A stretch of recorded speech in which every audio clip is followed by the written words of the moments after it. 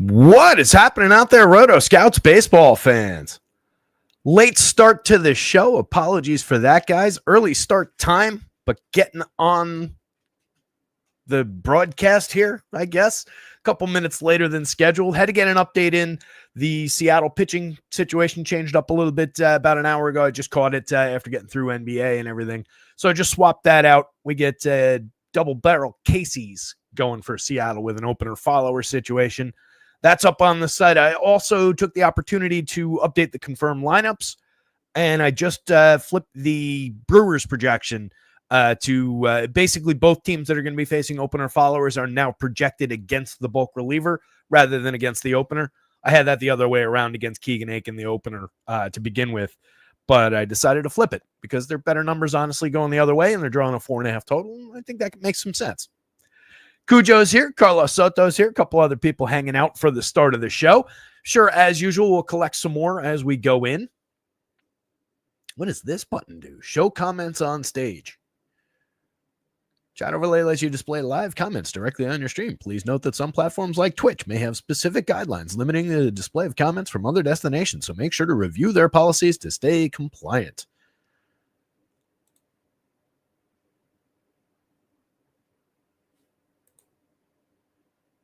Let's see what that does. That's probably going to just cover up those stats. Can you guys still see those stats underneath that chat window? Like, say you guys got to talk in chat for that to actually come up and work. Let's see how that works.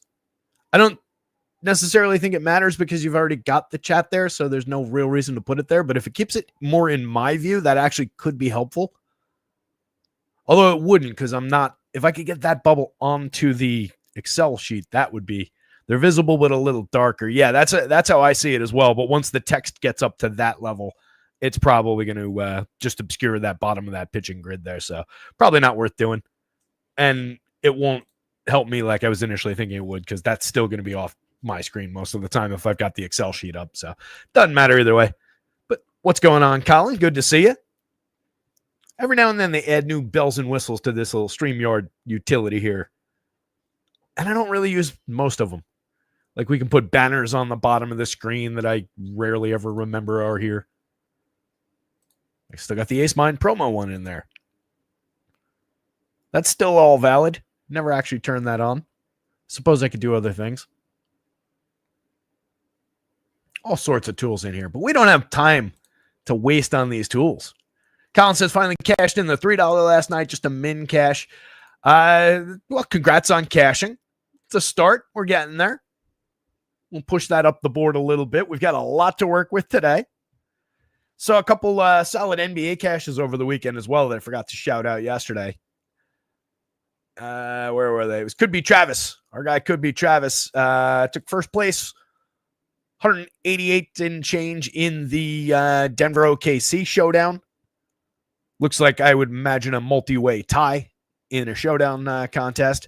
And then looks like he knocked down the 5K Minimax on DraftKings in baseball. Took first place with a very solid day. Looks 249 points. Cleared the field by about 3 points. Solid result there for $500 in the Minimax. The Pablo Lopez Ronald Blanco stack. Looks like Colorado and Atlanta. So congrats to Trav. Solid weekend. Let's get into this one. We have a lot to cover. 11 games technically on DraftKings, 10 games on FanDuel. FanDuel left out the Cleveland-Minnesota game. I don't know if they were thinking there would be a doubleheader today with the rain out last night, or if they were just expecting that this one's going to get rained out. Roth has this game, the Cleveland and Minnesota game, as orange-red, which is not a typical designation unless he's pretty sure this game's going to get rained out. So I feel like we're going to probably get the news in the next little bit. If we get to that game and it's still not postponed, we'll go through it for DraftKings. Or maybe I'll delay, work around it, and then come back like in a little while. We'll see how we handle that. But it really, really seems like Cleveland, Minnesota is going to get rained out. If not, you've got temperatures in the 40s with winds blowing in at 15 to 20 miles an hour. So it would be a pitcher-friendly environment. The other game, Seattle at the White Sox, also a lot of rain. He's got that one as orange. So just be aware there. It's another spot where same kind of conditions, cold and the wind blowing in, not exactly hitter-friendly environment. Those are really the only two spots of weather. Otherwise, we just got a lot of bad pitching to attack. Should be a fun one.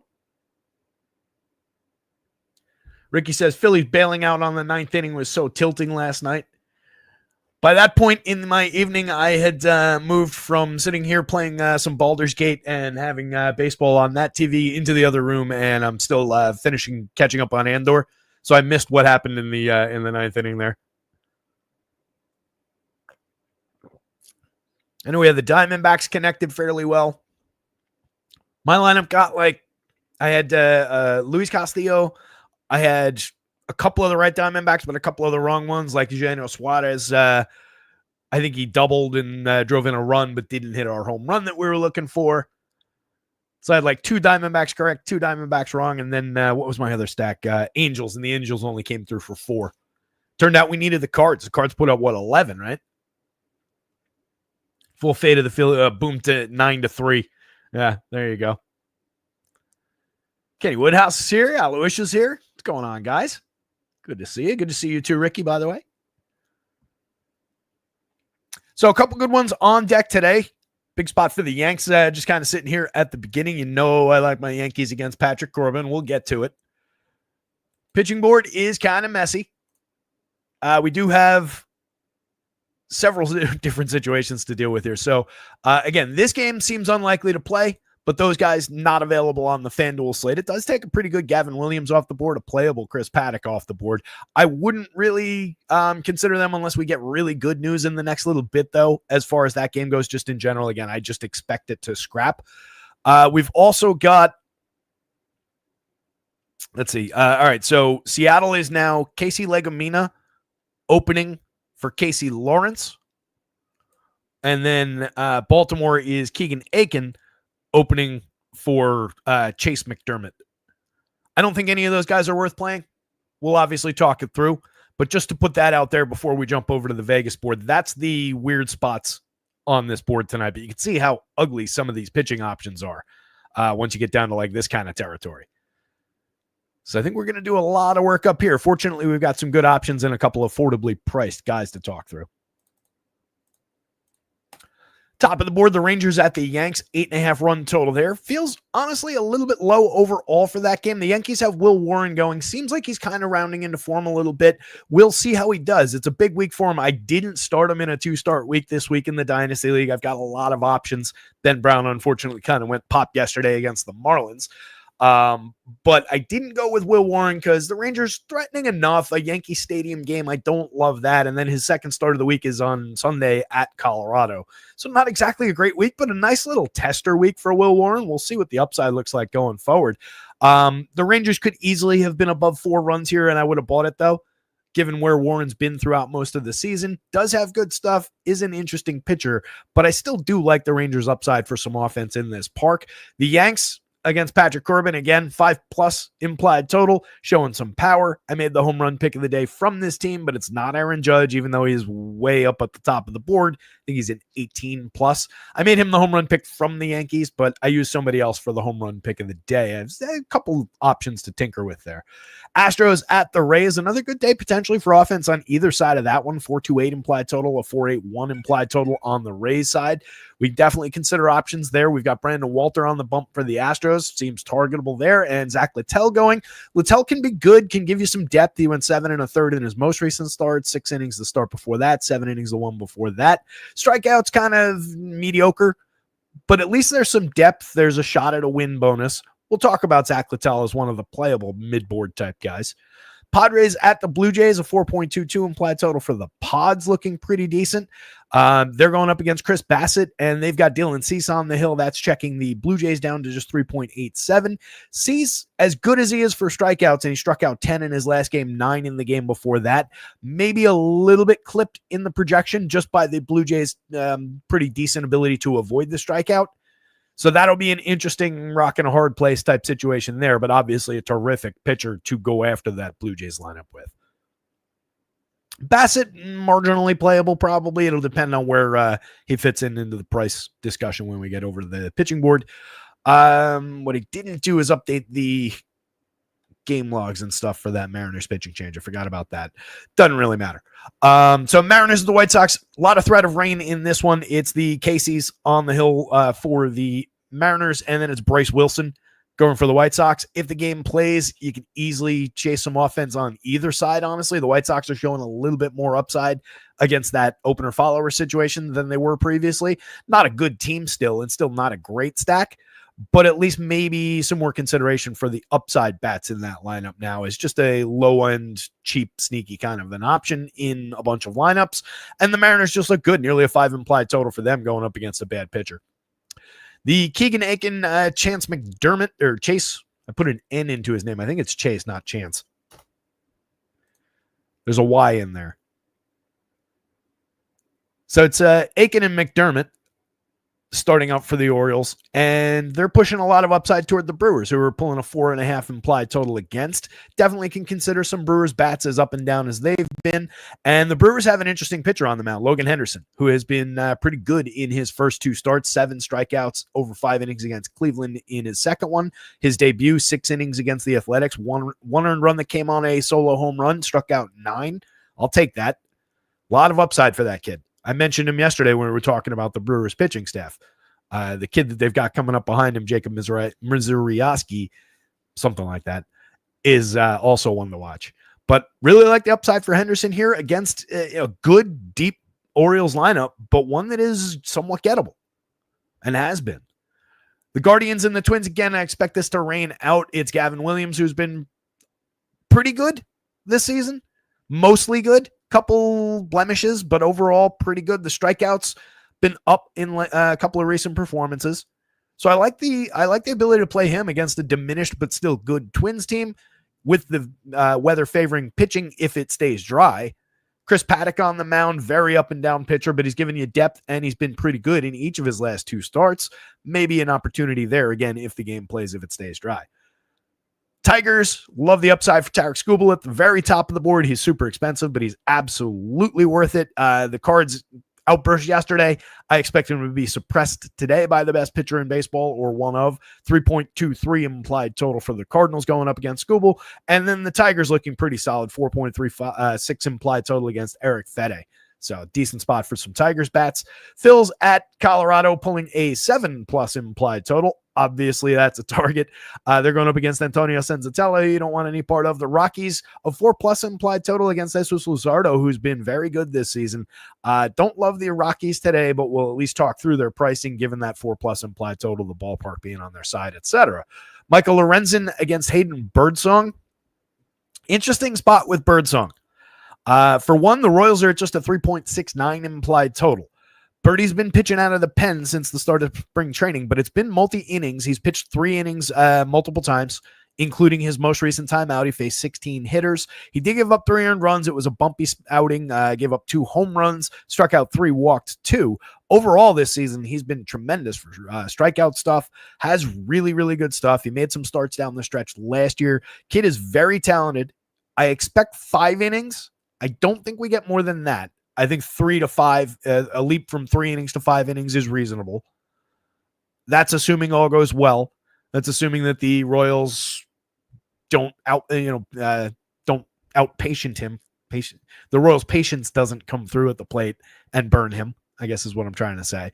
It's not a great target for him with the Royals in town, but I really like the pitcher, so we're at least going to consider it at price.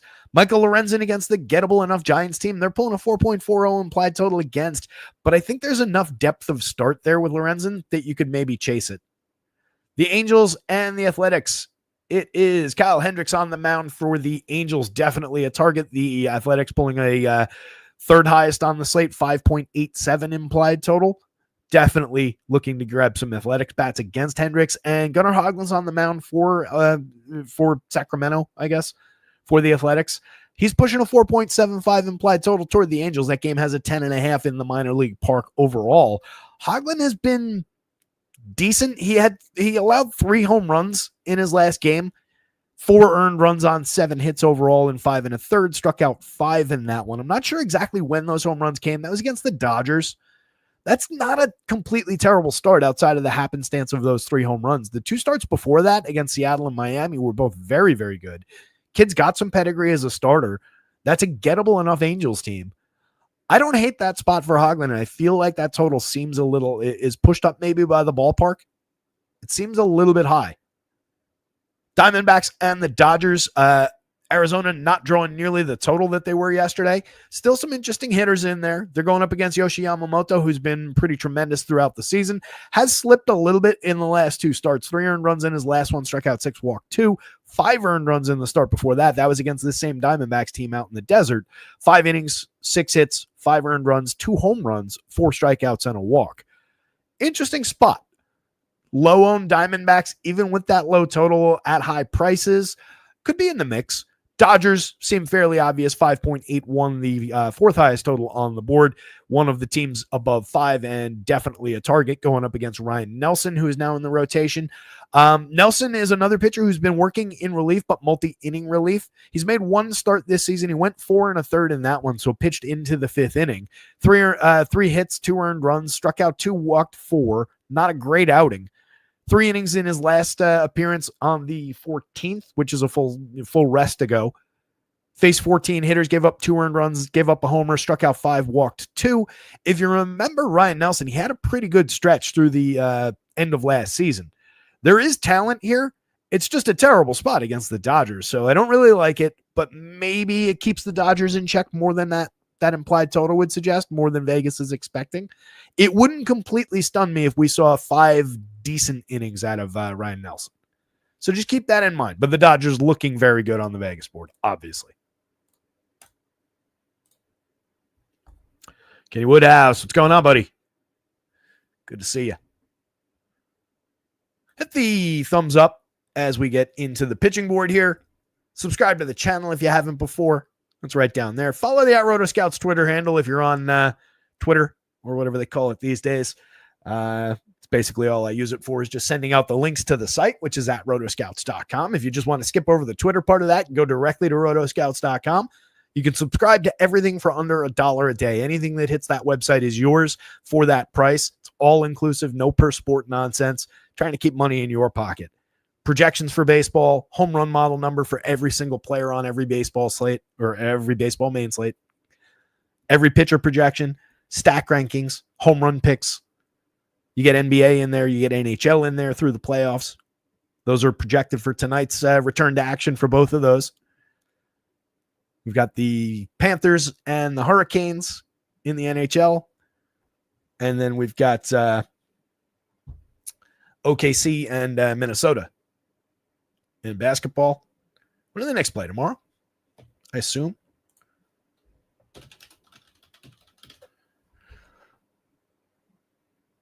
Yeah, tomorrow at 8. Knicks Pacers. Home court advantage. It's so set up for my Knicks to disappoint everybody and lose to the Pacers, and we get a garbage Pacers final. It'll be at least fun, even if the Knicks get wiped out by OKC, presumably. It'll at least be fun if they're there. Either of the Western Conference teams against the Pacers, it's just not going to be a fun finals. Just seems like my Knicks to let everybody down once they get to that point. Anyway, we're here to talk baseball. Tarek Skubal at the top of the board, offset by projections from everybody else, offset by price by a little bit from everybody else. 1,000 is pretty dramatic on the DraftKings slate, considering the quality of Yoshi Yamamoto, Jesus Luzardo, even pitching at Coors Field, some of the other options down board. Like Dylan Cease, even against that stingy Toronto team for strikeouts at 8,800 versus Tarek Skubal at 11,500, seems a little bit exaggerated. Tarek Skubal is better than Dylan Cease, but especially when it comes to fantasy, when we're talking about the point scoring ability of either player, it's not that big a difference. It's not a, $2,700 difference. So something to bear in mind when you consider Tarek Skubal, but he looks tremendous. Yamamoto against Arizona, it's a dangerous spot. Projects out great, has mostly been pitching well, but again, did hit a couple bumps recently, including against this team the last time out. That doesn't actually mean anything. Easy to go to at those prices, but also options on the board. I have no issues going to Luzardo against that Colorado team. He's been pitching well enough. There are plenty of strikeouts for him to go chase. You know that you're taking your risk at Coors Field when you do it. So it's not, if it keeps the ownership down, that's very helpful. And I don't think he's threatened enough by that team to avoid him. Henderson, as mentioned, especially at that $8,200 price on FanDuel, that really, really stands out. 95 on DraftKings is not incorrect. He is good. It's a tough challenge in going up against that Baltimore team that should be better than they've been to start the season. But at 8,200, I'm very interested on FanDuel. 95, I think he's in play on DraftKings, but would you prefer that, or would you rather have Jesus Luzardo's upside going up against that terrible, terrible Rockies team? It's close. Gav for 76. If that game plays and is forecast to be at least relatively dry, if we think we can get 5-6 innings out of Gav at 7,600, that's a tremendous option. Plenty of upside there for strikeouts. As good as the Twins have been, he is very, very talented. So that's a good buy on DraftKings if that game forecast changes. I still expect we get that game rained out during this show. Might have been during this whole long windup. Chris Bassett, mix and match option. He projects out just fine and is definitely better than a lot of the options down the board.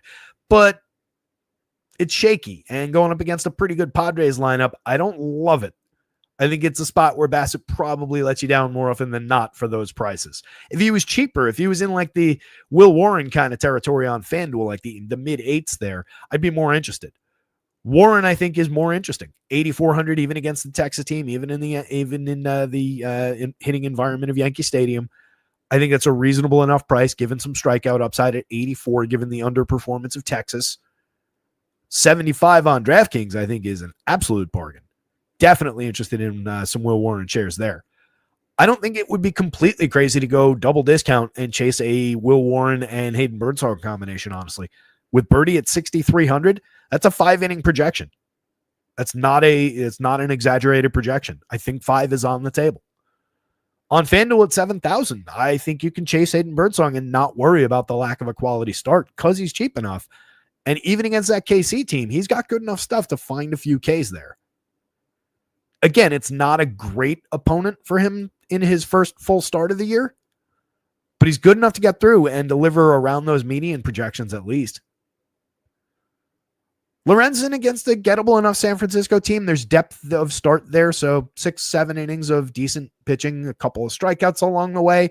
I could see it for Lorenzen, especially at 82 on DraftKings. That's a reasonable enough price.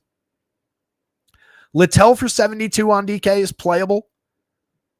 It's getting into the kind of punty kind of territory, but it's a good enough price, and he's got just enough upside that he's all right there. At 85 on FanDuel, I really don't like Littell that much. I think I'd rather go to many of the other options around. Gunnar Hoglund at 8,000 is one of those. With strikeout upside against the Angels, I think that's very much in play. Again, that total feels high. Ballpark is definitely not going to be on his side, but that total feels high against that Angels team. 85 on DraftKings is less appealing. 78 for Paddock. Again, the weather in that one probably taking it off the board. Corbin, even with a little bit of improvement so far this year, I'm just not a believer, not against the Yankees in Yankee Stadium. It just doesn't feel like a good spot. 78, 73, you can see how he projects. I gave it an honest projection, and that's where he comes up. So could there be upside again for Patrick Corbin? Could he find 6 strikeouts and 6 clean innings against the Yankees? Sure. He absolutely could. Is it a good spot to play? No, I don't think it is. I think it'll go off against him. And even if it does, I don't know how much you're going to get. Like, you'd have to get fairly invested in that, I think, to offset enough from the field, because there's other guys priced in that territory that could give you the same thing or enough upside that would compete. So just feels like a high danger spot for no real good reason if you're going to Corbin there. Fede against Detroit. Don't love it. Definitely not at 81 on FanDuel. 7,000 we could at least discuss on DraftKings. Nelson, again, if it was anybody but the Dodgers, I'd maybe be interested in that $5,700 price, or at least many other teams. I could see 5 decent innings, but I don't think we're getting much more than that, and I don't think there's much ceiling on that. It would be interesting if he came out for a 6th inning. Brendan Walter, difficult against Tampa Bay. Then we get into the opener follower and the terrible pitcher situations going down the board from there. So basically nothing from down this territory. I don't think you play Hendricks, Wilson, Sensatella is a hard no. The opener-follower situations are very difficult to justify. Even at 45, I don't see upside against in Sensatella going up against the Phillies with a 7-run total in course. Legumina is just an opener, so ignore the price on him. Aiken's mispriced, obviously, for the situation. Casey Lawrence at least gets the upside from facing the White Sox. You're taking the win out of the equation for odds are. You're taking the quality start out of the equation, obviously, on FanDuel. Just don't think you go down to that level. Same deal with McDermott, and he's facing a Brewers squad that is much better than the White Sox. Andy's here. What's going on, Andy? Just in time for the team-by-team rundown, the game-by-game rundown, whatever we call this. See if we got any new lineups. The Yankees are in. So, for those of you who stick around for the end of the show yesterday to find out who the home run pick of the day is, I have good news for you. Home run pick of the day not only comes from this first game, he's leading off for the Yankees. It's Paul Goldschmidt. 9.69 in your home run model. Going up against one of our favorite targets for home run upside. Even in a decent start to his year. 37 2/3 over 7 starts so far. He's been all right, Patrick Corbin. Even with a 3.35 ERA, but a 4.45 xFIP, he's still allowed 3.82% home runs to the hitters he's faced on a 15-degree average launch, and that's while managing barrels. That's while managing hard hits, exit velo. He's actually been decent at those things this year so far. He's still allowing home runs.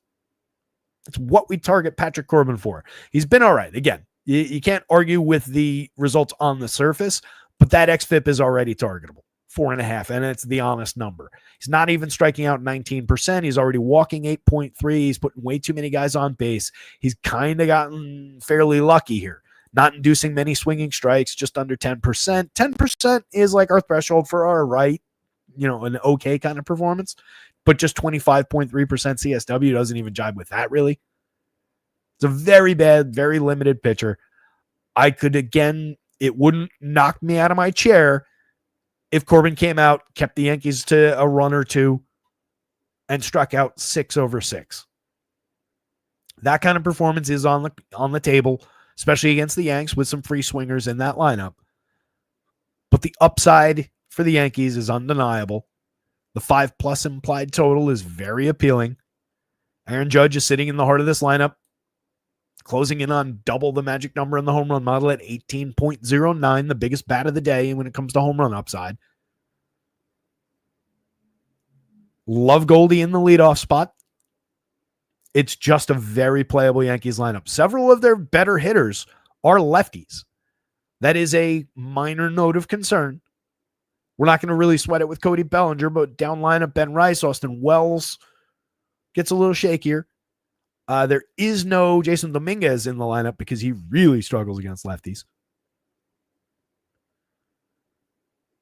So we'll see what we get. But there's also playability down lineup in guys like DJ LeMahieu for a very cheap price. $2,700, $2,300 for DJ is cheap. I know he hasn't been the DJ LeMahieu of old over the last couple of seasons, but over his 13 plate appearances this year, he's hit the ball pretty hard so far. 1 home run on the board. That's a reasonable upside option if you're going to this Yankees team, and it helps you price the rest of this group in. So I like that he's in the lineup. He gives you 3 position eligibility on FanDuel, gets in at second base on DraftKings, which is really all you need for $2,700. That's a good purchase. Wells is playable. Oswald Peraza is playable, but hasn't been good at all. Rice will be a very interesting question mark. The upside's there, and if they get into the bullpen, then there's more and more upside. Top 5, though, very interesting.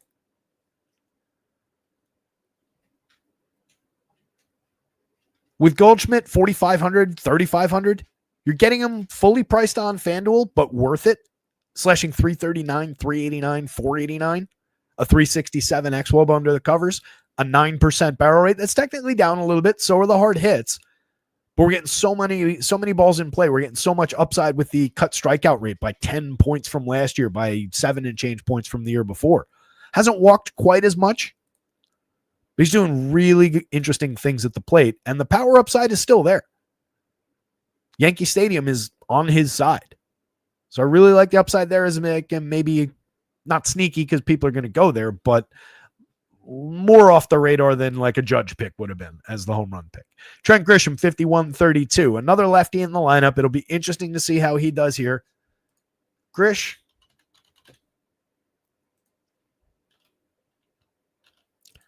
As stated throughout, I'm not a big believer in what we've seen so far.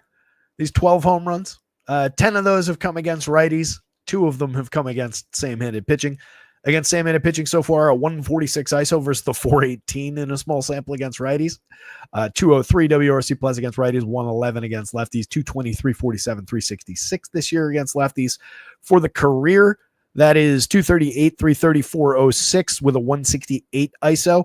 Better slash line against same-handed pitching, but less power output against same-handed for his career. Has a better WRC plus against same-handed pitching for his career, though. 107 WRC plus versus a 97. 20 home runs in 608 plate appearances versus 62 in 1,781 against righties. So not what I would call a reverse splits situation necessarily, but I don't think there's a real reason to fully sweat Trent Grisham. It's just that he's high priced now. 51 is exaggeratedly high for Trent Grisham. I know he's been good, but again, I'm not a full believer. 32 on FanDuel is at least more reasonable. I feel like that's a better price. But both sides, it's a little up there. But he's been undeniably good. 12 homers, a 415 xWOBA, 325 ISO, 17% barrels. It's ridiculous. Aaron Judge is Aaron Judge. You just play him, especially against this pitcher. One-offs, stacks, he's a priority in stacks. I can't really see building many Yankee stacks without Aaron Judge. Cody Bellinger at 48-33. He's up to 258, 331, 458 after a slow start. He's hit 7 home runs now. He's had a little hit streak going recently. I'm not sure if it's still running. 200 ISO, 336 xWOBA, creating runs 22% better than average. All of a sudden looking a lot like the very good version of Cody Bellinger. I'm excited about this spot. 11.3% barrels, 41.9% hard hits so far this year. Anthony Volpe sees some success against left-handed pitching, especially this year so far. So interesting option at short, more so against the lefty than he typically would be against right-handed pitching. 10% barrels overall, 47.5% hard hits this year. The quality of contact has been there. The results, not really. 235, 323, 422, kind of a letdown so far. But 338 xWOB underneath, a 187 ISO. There's some appeal there. And again, there's upside against lefties. And he's cheap, 45-31. It's not bad to throw at Patrick Corbin, another guy who can help you average down if you use him and DJ LeMahieu to fill shortstop and second base. It's a fair approach. Rice at 53-34. What's he done against lefties?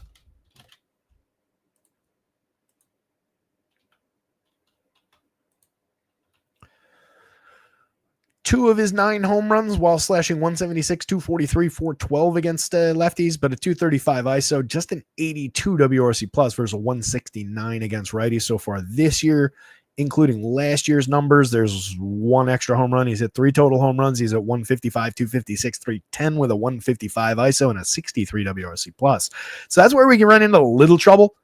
Not all lefties created equal, obviously, and Patrick Corbin's one of the more targetable ones, but maybe it's a spot where you're not as hot for Ben Rice at 5,300, 3,400, same deal on FanDuel, a little bit expensive for the struggles against lefties.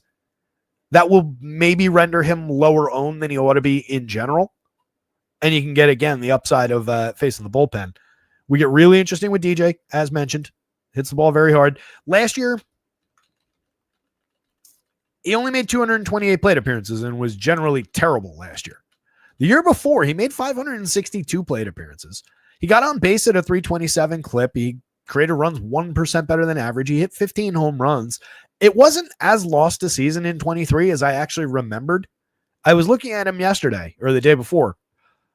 The year before that, 541 plate appearances, created run 16% better than average, hit 12 homers, but was more DJ LeMahieu-esque in his the front end of the triple slash with a 261, 357.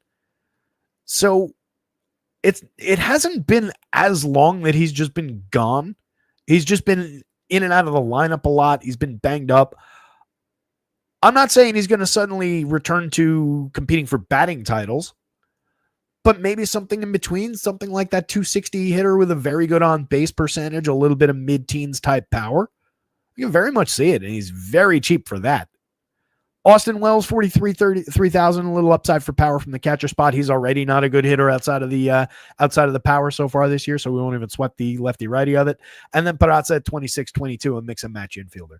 On the Yankee side, Will Warren at 75-84. We're up to a 27.9% strikeout rate. Just 9.6% swinging, but a 31.1% CSW, working a lot of called strikes. It's got very interesting stuff. Right now, it's rating out right around the average. In spring training, it was decently above average via Stuff Plus in at least several of his starts. What's burnt him so far on the ERA has been this power that he's allowed. 51.4% hard hits, 93.2 miles an hour of exit velo on average, and 11.7% barrel rate, despite keeping launch angle to under 10 degrees on average.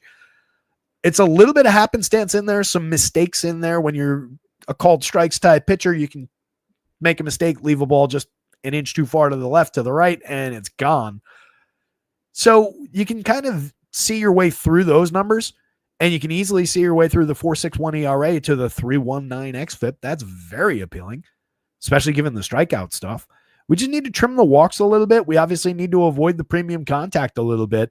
But there's a lot of upside in this pitcher against a Texas team that is somewhat diminished still with no Seager in the lineup, with an underperforming Semien, with an underperforming Jock Peterson.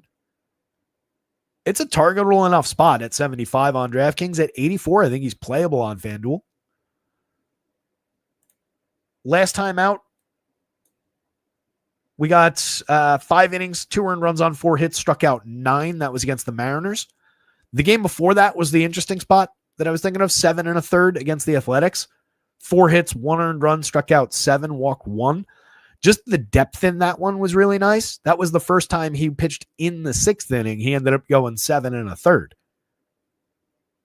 So there's at least more upside maybe for a believable 6th inning here for Will Warren, assuming everything's going right. I do think the Rangers are playable. At least the upside bats, like Wyatt Langford, maybe some Josh Young, maybe some Adolis Garcia. I would never say no to a couple Jock Peterson shares in Yankee Stadium, especially when I can get him for 24, 25 with his power upside against a righty, and a righty who's been allowing some power downside. So the Rangers may be more on the board than this 3.59 implied total would suggest. Josh Smith in the leadoff role, a lefty bat. You can always target the short porch in right. 4 home runs on the board, just enough power to get there. Just a 136 ISO, but a 353 xWOBA underneath. The truth for him is somewhere in the middle of all these numbers. We're already sub 300 in the average. We're coming down in the odd base from the very hot start. But he's decent enough. He fills 5 positions on FanDuel, shortstop and first base on DraftKings for 4,600. Not a terrible option, especially if you're starting out a Ranger stack. As a one-off, given the multi-position eligibility and the spot most likely leading off for this team, it's a reasonable enough one-off. More so on FanDuel, where you get them at any spot you want, literally. On DraftKings, those are kind of restrictive positions where I'd much rather have many other players. It's more about the ability to plunk them into second base or the outfield on FanDuel. Wyatt Langford for 5,000, given the premium contact that he's put up so far this year, the 9 home runs, the 9 steals, creating runs 29% better than average with a 378 xWOBA underlying. I fully expect the slash line will come around. The on base is already not bad. 234 ISO is tremendous. Walking at a double-digit rate, which is up from last year. Strikeouts are up a little bit, but it's a very good bat. It's just he's fully priced. Josh Young at 36-32, not fully priced. 149, very good plate appearances. Not exactly sure what DraftKings is waiting for. 282, 315, 486 with a 204 ISO, 7 home runs, 3 stolen bases, creating runs 26% better than average. Like I know that he missed most of last year, but even in those 188 plate appearances, he was decent. The on base is disappointing, but he was all right. Back in 2023, he hit 23 home runs in 515 plate appearances, a 201 ISO, a 110 WRC plus. Technically, this stretch has been better than his last year's stretch. I really don't understand why he's only 3,600. 12.6% barrel rate, just 20% strikeouts, low walk rate, so he's putting a lot of balls in play with high-quality contact. It's a good option in Yankee Stadium. Adolis for just 4,000 is a bargain. In Yankee Stadium, that's very cheap. 14.8% barrels, nearly 50% hard hits. He's striking out less than he did last year, but walking a little bit less. That's hurt his on base. It's only at 272, which has hurt his overall production. You can see the 84 WRC plus. Just 6 home runs, just a 168 ISO, despite all that premium contact. But a 336 underlying xWOBA tells us that things should normalize, should go back up. 9.03 in the home run model against a pitcher who's been giving up premium contact. If you're looking for guys who would just devastate a Will Warren mistake, Adolis Garcia is very much still on that list. Marcus Semien a little bit less so. He's at just 174, 267, 234. It's a little bit difficult to see him in there these days. The premium contact was never really there. Strikeouts are way up. Walks are up as well. That's the only thing keeping him alive right now. But even that, we're only at a 267 on base. 313 xWOBA. There should be improvement in what he's done, but we're not like talking about improvement back to star caliber territory, just to substandard territory. Jock is another one. 8.9% barrels, 43.3% hard hits, way down from the last couple of seasons. I'm a bigger believer in the return to form for Jock because really all we need is some good bat on ball. And I think we get there. He's just been such an upside hitter against righties over time. And especially, again, in Yankee Stadium for these prices, 8.73 in the home run model. I'll take my chances when I'm going to the Rangers. And that's at least on FanDuel in the outfield at 25. It's a playable one-off. Jake Berger, mix and match piece at 29-26. A lot of power there, but he's struggled throughout the season so far. 4 home runs on the board. 218, 261, 371, 299 xWOBA is concerning. 12.4% barrels, 48.3% hard hits, though. Again, in Yankee Stadium, that plays. Jonah Heim, Sam Haggerty, mix and match pieces down board. You get a lot of power upside out of Jonah Heim as a cheap catcher at 35, 5 home runs on the board. Just a 98 WRC plus, just a 139 ISO. Take the bad with the good. 6 and change percent barrels. 36 to 40% hard hits over the last couple of seasons. Sub 20% strikeout rate. He's a playable piece, more as a stack, not really as a one-off. Yankees bats. Will Warren. Rangers bats. If you want to throw a Patrick Corbin dart, I discourage it, but you do you. There we go. I had a feeling. Thank you, Power. Cleveland, Minnesota postponed.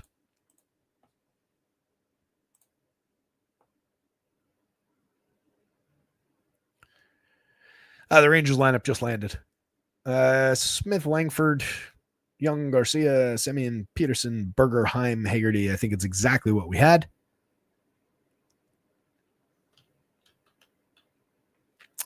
Jacob Young scratched from the Nationals lineup if you're playing that earlier slate. And we got a couple of these lineups in. Let's see. Tampa's here.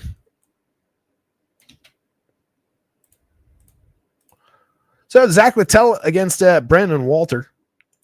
Definitely puts the Rays on the board. They're pulling a 4.8 implied total against Walter. And Houston, 4.28 against Littell, who's pitched to a 4.31 ERA with a 4.59 xFIP. That seems reasonable. He struck out just 14.8. It's an okay ratio against just 4.6% walks. It's not good, but it's not completely terrible. But just 8.5% swinging, 24.5% CSW. There's a lot of contact available here. It's a very hitter-friendly park. He's allowed 13.8% barrels, 45.4% hard hits, 90 plus miles an hour of exit velo, and a 6+% home run rate. 84 rating by Stuff Plus. I think we're just targeting bats on both sides of this one. Brendan Walter in AAA this season has a 2.27 ERA, but a 4.04 xFIP. He's pitched to a 25.4% strikeout rate with a 5.2% walk, but that's pitching as a 28-year-old in AAA. We saw him in the show last year. He appeared in 9 games, all in relief for the Red Sox. 6.26 ERA with a 5.28 xFIP, 15.1% strikeouts, and 6.6% walks. I think we're just targeting these pitchers with bats. The Astros lineup's not yet confirmed, but it's probably going to look a lot like this. Jeremy Pena in the leadoff spot for 4,000, 3,000 is a playable option. Again, if we're attacking Zach Littell, you're not leaving Jeremy Pena out of many of your Astros stacks. Even though I think he's overperforming right now, his xWOBA suggests that what he was put up is mostly actually in line with what he's been this year. It's just that represents a pretty big uptick over what we've seen from this player over the last few complete seasons. And each of those seasons has kind of included around 200 plate appearances of about this level of performance, and then it's dipped. If he can sustain this, that's a very good option. So for 4,000, 3,000, especially on DK where that price hasn't really climbed, that's a very playable piece in this ballpark against this pitcher. Isaac Paredes at 37, 32. What is there to argue with on DraftKings? We're in an ideal ballpark for his power. Second or third best where he used to play his home games. 7 home runs on the board in 200 plate appearances, a 340 xWOBA, getting on base at a 375 clip, creating runs 38% better than average via WRC+. It's a tremendous option for the cheap price on DraftKings. On FanDuel at 32, there's some back and forth with a lot of other guys at third base, but he's very playable. 8.73 in the home run models, number 2 on the Astros today. Jose Altuve is the concern. 4,000, 2,700. I keep saying it. 236, 290, 337. I feel like these numbers are going down, not up. That's problematic. 4.2% barrels, 29.9% hard hits. Both those numbers down over already low numbers each of the last few seasons. At least the strikeouts and walks look like where they're supposed to be. But a 258 xWOB is really concerning. A 101 ISO, 79 WRC+. Getting questionable for Mr. Altuve. Christian Walker at 34, 3,000, 202, 276, 347 is very uncharacteristic for him. He's hit 5 home runs, just a 145 ISO, despite 12.2% barrels, despite 47.2% hard hits. A lot of good batted ball events. Strikeouts have gone up significantly over the last couple of seasons. We're getting a different version of Christian Walker these days and most of last year. I don't think he's inappropriate at price in this ballpark against this pitcher. 34 is downright appealing, honestly. 3,000 on FanDuel, given what we've gotten from him, is shakier. Given what we know is in there, at least over the last handful of seasons, I think he's fine at that price. 10.92 to lead the team in the home run model today. But look how cheap these Astros get.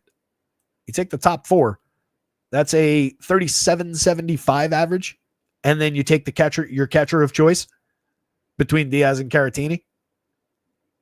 You can go to one of these down lineup guys, but you don't really need to.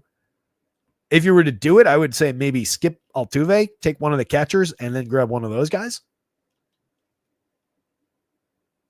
But it's a really interesting Astros build. I still would take Jainer Diaz as the preferred catcher between these two, but there's tons of upside in Caratini, and I feel like more people probably would, especially with the stack overall being fairly cheap. I think more people probably would still go to Jainer Diaz. He's up to a 10% barrel rate. He's looking a lot more like himself lately. Strikeouts and walks are appreciably low still, like they're supposed to be. Just 224, 247, 366, but a 324 xWOBA underneath that. He's hit 5 home runs now. Again, it's not where we need it to be. It's not where it's supposed to be, but we should be normalizing and continuing to do so. 7.81 in the home run model. Caratini's barreled 9.8% of his batted ball events. The hard hits are around what we would expect, maybe slightly low from what we would expect over the last few seasons. So as we've talked about a bunch of times, as long as he's in the lineup, he's always playable and he's somewhat sneaky a lot of the time. 3 home runs on the board in 89 plate appearances. Very solid 336 xWOBA underlying a 167 ISO, 126 WRC+. Been really good. Myers gets on base, steals bases, 368 on base so far, over 154 plate appearances, 3 home runs, 8 steals, creating runs 31% better than average. A very solid 341 xWOBA for him. He's slashing 301, 368, 426. I should talk more enthusiastically about him. 3,600 is not a bad price for those numbers so far. We know that he's most likely not going to continue that for the full season. Last year, he was at 219, 286, 360 with a 141 ISO and 86 WRC+ and 11 stolen bases over 513 chances. Year before, kind of similar numbers over 341. Year before that, kind of similar numbers over 160. Did he suddenly turn into a fantastic hitter who gets on base like crazy? I don't think so. We've seen it happen every now and again, but more likely than not, he's just overperformed for 154 plate appearances.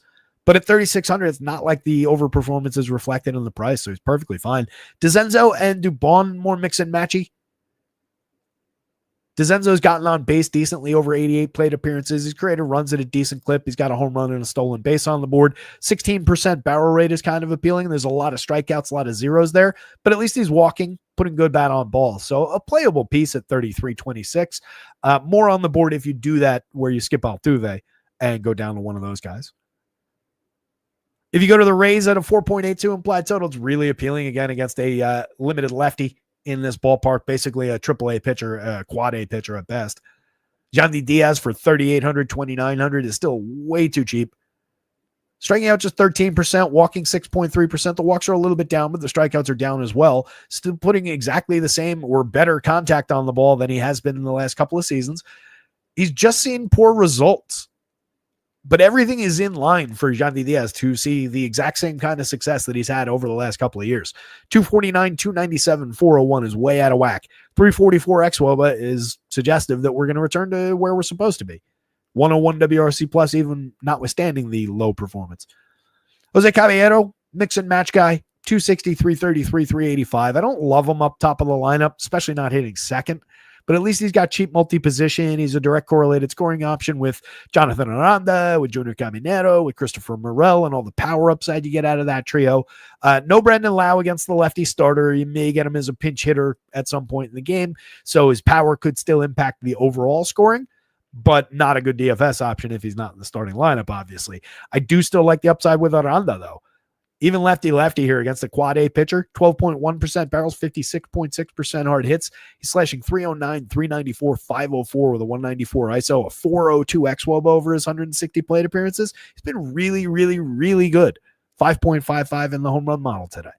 Caminero, 50+% hard hits, just 21% strikeouts, limited on the walks so far. So a lot of high-quality bat on ball out of him. The slash line leaves something to be desired at 235, 265, 412. But 8 home runs on the board. A 176 ISO at 318 xWOBA. Again, suggestive of the upside that needs to come. But the barrels, the hard hits. The barrels technically actually down over the 11% in small samples the last couple of years, but hard hits up. There's plenty of upside for 4,200, 2,900 against this pitcher. Morel, one of the guys in that small group of elite swing speed options, 16.9% barrels, 44.6% hard hits, just 3 home runs, just slashing 204, 286, 336. It's Christopher Morel. Don't expect too much. He's striking out 38.1% of the time. But if you get that good batted ball event, or if you get a batted ball event, odds are it's going to be a good one. And out of his good ones, you get a lot of home run upside. 6.99 in the home run model today. Ballpark on his side, pitching matchup on his side. Danny Jansen. Somebody here called his home run yesterday. I think he hit one, right? Pretty sure. 3 on the board so far this season. He's a mix and match catcher, but he's very cheap at 24.25. He is playable in stacks of rays on DraftKings. On FanDuel, it's more of a sacrifice. You've got 2 very playable first basemen on the board already up above him. So it's more about where you have to play the catcher position. Josh Lowe at 45.33, the most expensive Rays hitter on either site. 300, 333, 500, always an interesting option. A little bit of power, a little bit of speed. Curtis Mead and Taylor Walls down lineup. Mead has been terrible at the major league level, but as we discussed yesterday, for 2,000, for 2,200 on FanDuel, multi-position on both with second base eligibility mixed in. Given the minor league track record and what the pedigree is supposed to be, I think you can continue to go there, especially a guy who is not a major league pitcher. There's a minor league pitcher on the mound today. So you can go to a guy who's only succeeded in the minor leagues fairly confidently given the min price.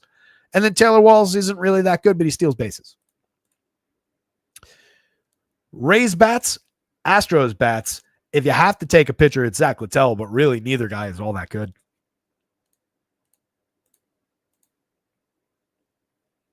I guess I could take that off the board. Sorry about that.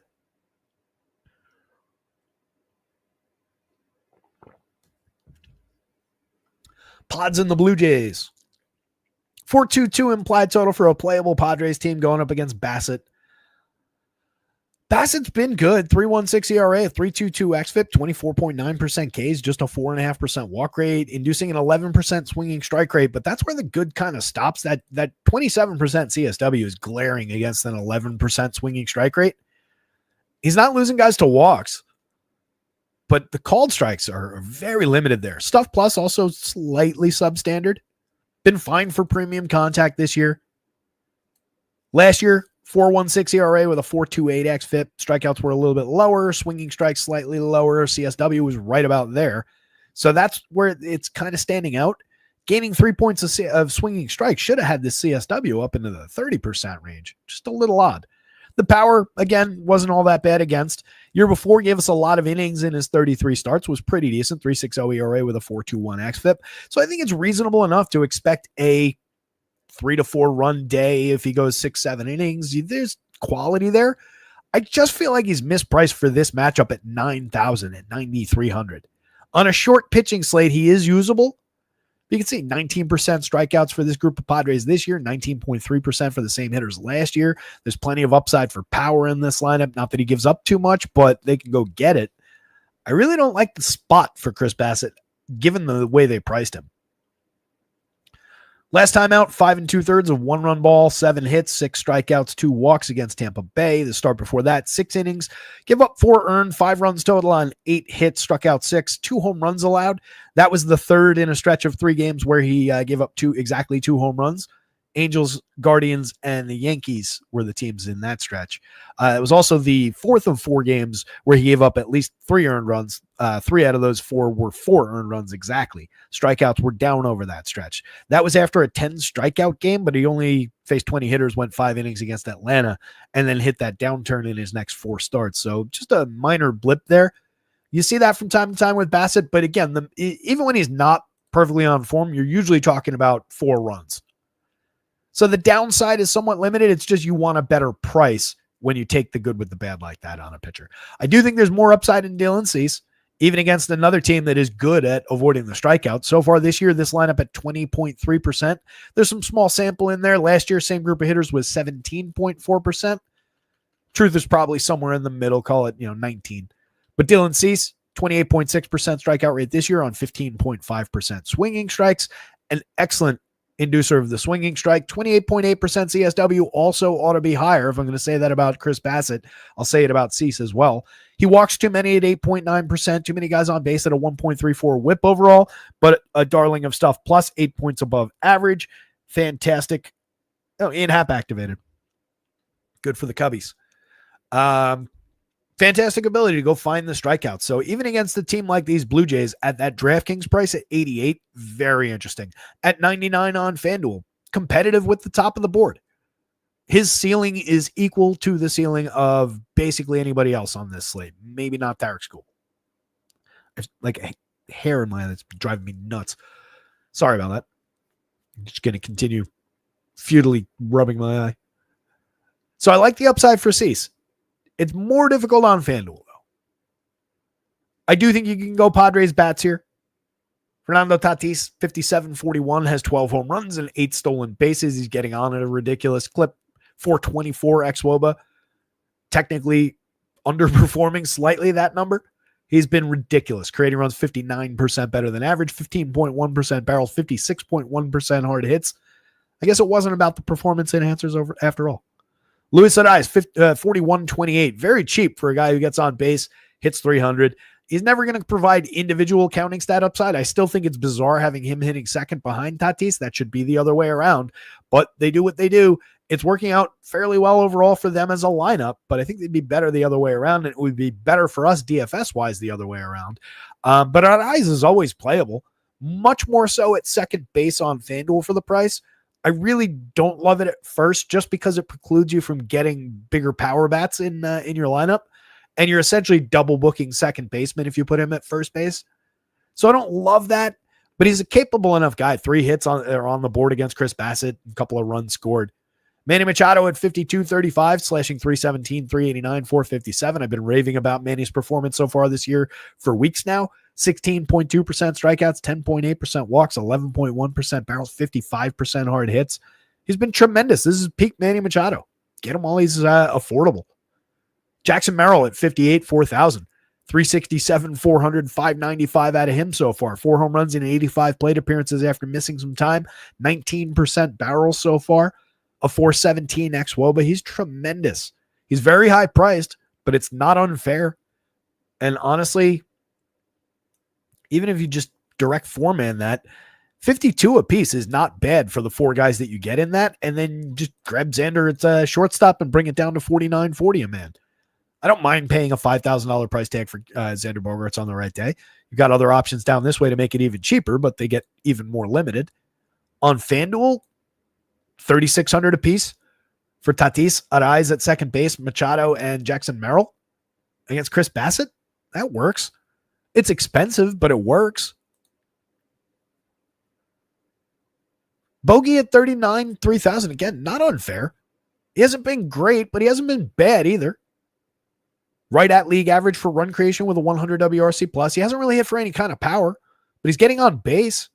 337 on base. He's stolen 8 bags. 325 xWOBA underlying a 252, 337, 368 line. Just 4% barrels, just 38.7% hard hits, but the hard hits are up over last year and the year before, as we were expecting. 11.6% walks is essentially double what he was last year before. There's a lot of good in with the okay for Xander Bogaerts. There's not that much bad. Maybe the lack of power is glaring to some, but he's doing other things. I think he's really interesting. Gavin Sheets, given the quality of bat on ball, 9.3% barrels, 55.7% hard hits. Plug him into the outfield rather than first base on either side. He's very affordable for the power upside. He's hit 6 home runs. He's also slashing 281, 333, 467. That probably doesn't hold, but a 337 xWOB underneath, it's not bad.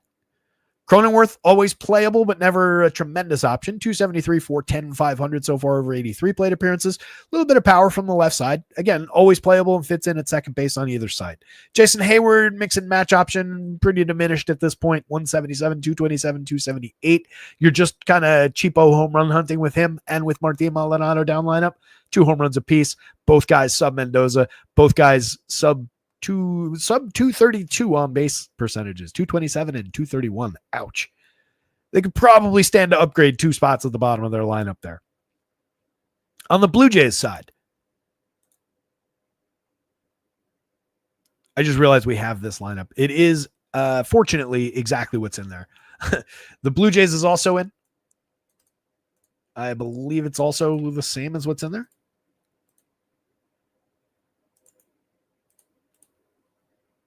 Just grab the pod so it's in there later. These will be updated on the website after the show. Website is rotoscouts.com for those who are unfamiliar. You get all these baseball projections. You get a home run model number for every single hitter. You get basketball included. You get NHL included, all for under $1 a day. Give our guys over at acemind.io some love as well. Optimizer and sim tools over there. Promo code rotoscouts gets you 20% off your first month. So on the Blue Jays side, with their confirmed lineup, Bo Bichette is going to remain interesting if he's this cheap. 3,800, 3,000 at shortstop. That is a playable option when he's slashing 292, 341, 431. A 374 xWOBA. He's created runs 21% better than average via WRC+, striking out at just a 17% rate, walking 6% of the time, 9.4% barrels, 50% hard hits. What is not to like about this hitter? Why is he so cheap? I don't really get it. He's only hit 4 home runs. He's only got a 138 ISO. There is some underperformance in the results, but everything about what he can control suggests that there's going to be an uptick. I really like the option if you're going Blue Jays. It's just the Dylan Cease of it on the mound. But that's a challenging hitter for Dylan Cease to get through, and he's a low strikeout option. Vladdy Guerrero is a low strikeout option who's an even more challenging hitter to get through. 288, 394, 424 out of Vladdy this year. His low ISO at 135. Maybe a little bit of a hangover from the big payday. 5 home runs on the board. He's underperformed per power, but it's not because of a lack of quality contact. We've seen stretches like this from Vladdy before. 13.1% barrels, 50.4% hard hits, a 392 xWOBA. Things will be fine. There's just some misfortune in there. Dalton Varsho, never overly reliable, but there's power there from the left side for sure to throw at Dylan Cease. 10.3% barrels allowed by Cease so far is the only blip. You can get them every now and then for power. If downside comes, it can be via that pretty frequently. That and the walks. So Varsho's in play for that at 4,200, 3,200. 6 home runs in 57 plate appearances, a 404 ISO at 355 xWOBA. Barreling a ludicrous amount of his batted ball events at 23.5%. Last year, that was 6.2. The year before, it was 7.3. I would suspect it's going to come back down. He is also a major strikeout target for Dylan Cease. 35-1 so far this year, 26-7 last year, 23-2 the year before. George Springer's been good. 263, 374, 460, 382 xWOBA, 5 home runs, 6 steals. The average has come down, but that comes and goes. I mean, there is luck involved in batting average. That's why we care about things like xWOBA and is on base, even just in the raw sense. That's why we care about the quality of contact that he's been making. 17.5% barrels, just under a 50% hard hit rate. All 4 of those hitters right in that territory. Same with Alejandro Kirk so far, which is noteworthy for a $3,300 catcher. 51.7% hard hits in 142 plate appearances, slashing 287, 310, 382, 332 xWOBA, 3 home runs on the board. It's a quality bat. Low strikeout, low walk. Last year he walked more. The year before he walked more while being equally low strikeout. So we could see the walk rate push. We could see the on base go up a little bit. But even if we're getting him like this, given the quality of contact that he's making, I'll take that uptick in frequency of contact that comes with the lack of walks so far this year.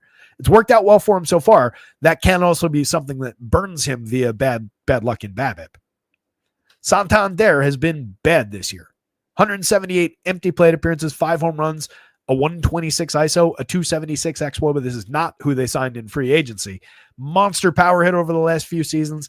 It's difficult to justify. I just have faith that it's going to come back at some point. He's just too good to just completely just be gone like this. It's not that hasn't happened a lot of times in baseball history, but I'd be surprised. I'm still surprised by the underperformance so far. It's 178 plate appearances. We're not to complete DEFCON 1 levels yet, but it's getting concerning. Addison Barger, good bat on ball for a cheap price. Third base on DraftKings, third base and outfield on FanDuel. More of an outfield option, I would say, but loosely playable at third base, given 13.8% barrels, 51.7% hard hits, and a decent history of putting bat on ball in throughout the path up, and a small sample last year with an 8% barrel rate. 2 home runs on the board, a 176 ISO, but a 349 underlying xWOBA. Kind of interesting for the price. Ernie Clement, Nathan Lukes, mix and match guys down lineup. Neither gives you a ton of individual upside, but the skill sets between the hit tools, the ability to get on base are somewhat interesting. So either one of those guys loosely playable in an abundance of Blue Jays stacks, but not the reason to go to Blue Jays. Dylan Cease, Padres bats, Blue Jays bats, Chris Bassett because he's too high priced. All 4 sides of this would be in play though. It's all the gods here. What's going on, buddy? Michael Knack was the one that called the Danny Jansen home run. Nice job, buddy.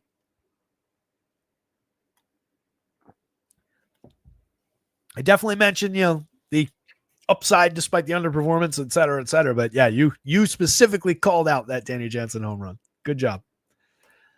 Mariners, big total at 4.94. This is another game with a lot of weather in the area. Presumably, since nobody mentioned, we haven't gotten news about this one going PPD, but it's one to watch. Yeah, looks clean so far still. White Sox lineup is in. So again, this pitching matchup on the Mariners side, it is now Casey Legumina. I think I wrote Legumino on the side, but nobody cares. And Casey Lawrence. So double barrel Casey's going up against the White Sox. They're really bad, but these pitchers aren't overly good. I think it's maybe a little bit of the weather. They're just like, all right, whatever, throw these 2 guys out there. It was originally going to be Jonathan Diaz, J-H-O-N, nothing. But I guess the plan changed. Bryce Wilson, equally unappealing on the mound for the White Sox, going up against a Mariners team that's pulling nearly a 5-run total. It's just hitting conditions in this one seem pretty bad. Again, this is a game in the 40s with winds blowing in at 15 miles an hour, kind of like the game in Minnesota. Maybe it's a little bit warmer in Chicago, but probably not. So it's concerning hitting conditions despite that juicy total. It is a good Mariners lineup. There are big home run numbers on the board. Rowdy Tellez at 12.42. Cal Raleigh at 13.45. Julio Rodriguez at 11.4. 9.7 on Jorge Polanco. Everything about the game is factored into that. There's undeniable upside, but it feels like it could get a little bit trappy given the conditions, given the potential for a rain out. So keep an eye on everything in this game, but this game is all about bats if you're going to either one. I did reconfigure this against Casey Lawrence, the bulk reliever rather than the opener. And you do have, again, a decent stretch of power showing there. It's Miguel Vargas and Joshua Palacios in 2 of those spots. So I don't exactly love it. Palacios put good bat on ball this year. He's always had decent ability to do that, but not a premium bat by any stretch. Luis Robert and Andrew Vaughn, I buy a lot more, being at and above the magic number. Tim Elko down here at 6.62 at 2,200 at 3,200 on DraftKings. I mentioned him yesterday. Kind of interesting. So again, if this game stays dry, I think the White Sox are loosely on the board for some sneaky shares around small stacks, maybe around some of these one-offs. They remain very, very, very bad, but these are bad pitchers they're going up against. Casey Lawrence, in his 12 2/3 of relief work this year, has an 8.3% strikeout rate with 5.8% swinging and 24.5% CSW.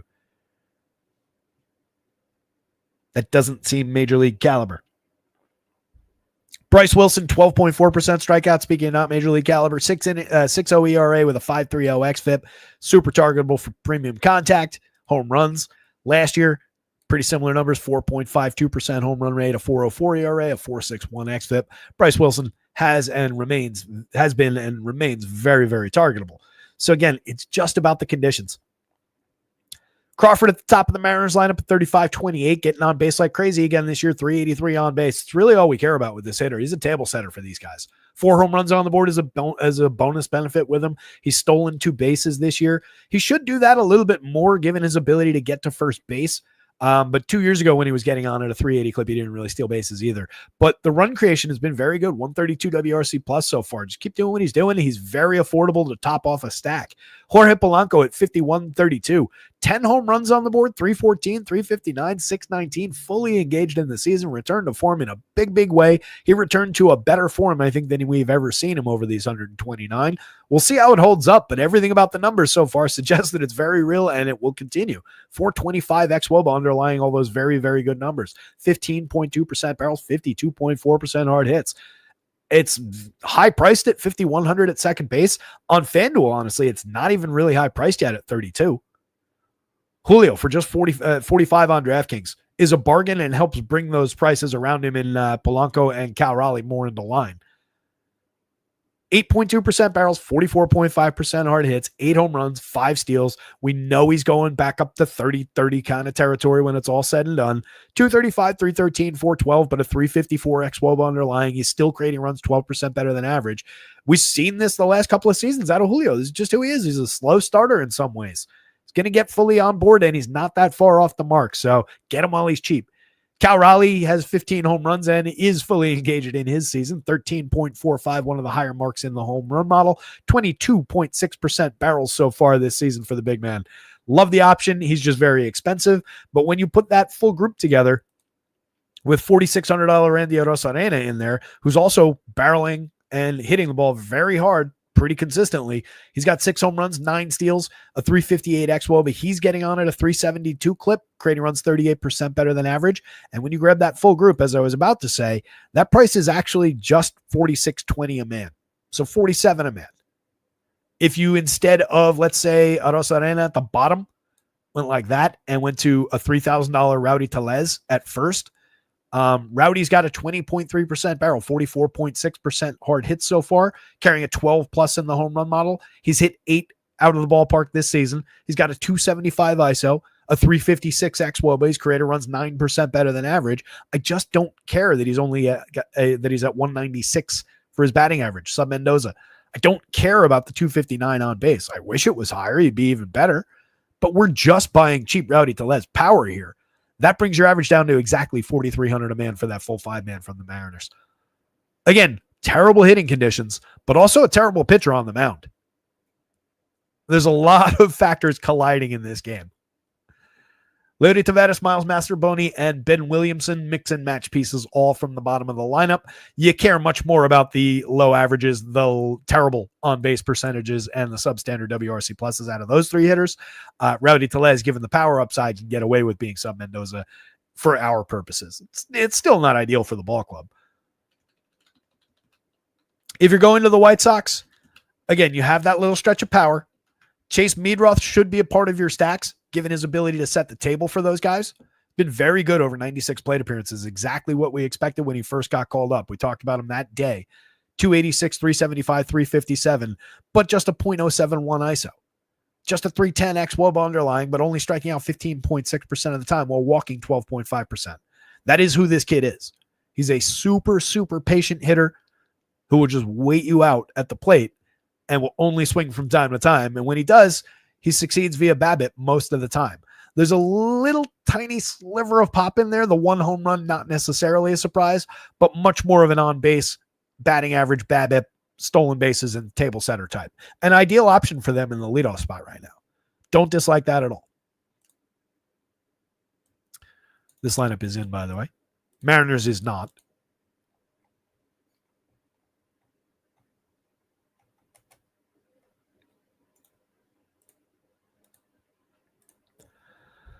So it's slightly different. Rojas now 2. Miguel Vargas goes down to 4. Luis Lubob to 5, because why not? Josh Rojas hitting second. Lefty bat against a bad righty. I think the openers are righty as well, right? Yeah, Legumina is also a righty. So, I mean, Rojas, there's a little bit of batted ball upside there. He's also striking out at a 33.3% clip over his 42 plate appearances this year. He was a 22.7% strikeouts with a 9.7% walk last year, slashing 158, 238, 158 so far this year with a 0 ISO, a 17 WRC plus. He's better than that, but not by much. Last year, a 91 WRC plus, got on base at a 304 clip, stole 10 bags, hit 8 homers in 476 plate appearances. Year before, 350 plate appearances, 245, 303, 338, .092 ISO. Josh Rojas just isn't that good. There's a reason he's on the White Sox. Palacios is the more appealing hitter. Again, there are some good hard hit numbers over the last couple of seasons. 1 out of the 2 years had good barrel rates over the last 2 and is back to that level so far this year. 8.04 in the home run model for 25-22. He's the lefty I would prefer out of those 2 lefties at the top. He also, though, is sub Mendoza. He's only at a 301 on base, a 272 slug, a 316 xWOBA. So it's not exactly like he's capitalized on some good contact early. It's just against these pitchers, it's more one of the more interesting cheapo bats they've got. Miguel Vargas, 239, 321, and 411. Not an overwhelmingly good slash line, but around where you would expect him. 6 home runs, a 172 ISO, a 319 xWOBA, 7.5% barrels. He's one of their better options, but he's not good. 3,000 at 3 positions on FanDuel, 34, but you got to use him at first or third on DraftKings. It's not ideal, but he is in that group of power bats, 8 in the home run model. Lubob is still a priority. I know he's underperformed, 186, 281, 308, just 5 home runs, a 122 ISO, really concerning. But barrels are there. Hard hits are mostly there. 335 xWOBA suggests that at some point this is going to turn around. He's too good to continue. We just need him to trade the hell out of Chicago. Get him to the Dodgers, even if it's the Dodgers. I don't care. Get him on a good team. Edgar Cato, putting good bat on ball, 47% hard hits, a decent slash line, but fairly light production. No counting stats really outside of some runs and some ribbies, which are really out of his control. Mix and match, it's fine, but I don't necessarily need to draw a catcher from this game. I think it's probably better as a 3-man with like Meadroth, Palacios, and Lubob for 3,025 and 45. That's probably all you really need out of this one. Andrew Vaughn down lineup at 26-25 is another option for some power upside. He's hit 5 home runs, but very mediocre overall results. Good bat on ball at 13.2% barrels, 49% hard hits. I feel like we just say the same thing every day about Andrew Vaughn for years now because we've been waiting for that contact to ever deliver good results, and it just doesn't. He might be the most unlucky guy in baseball.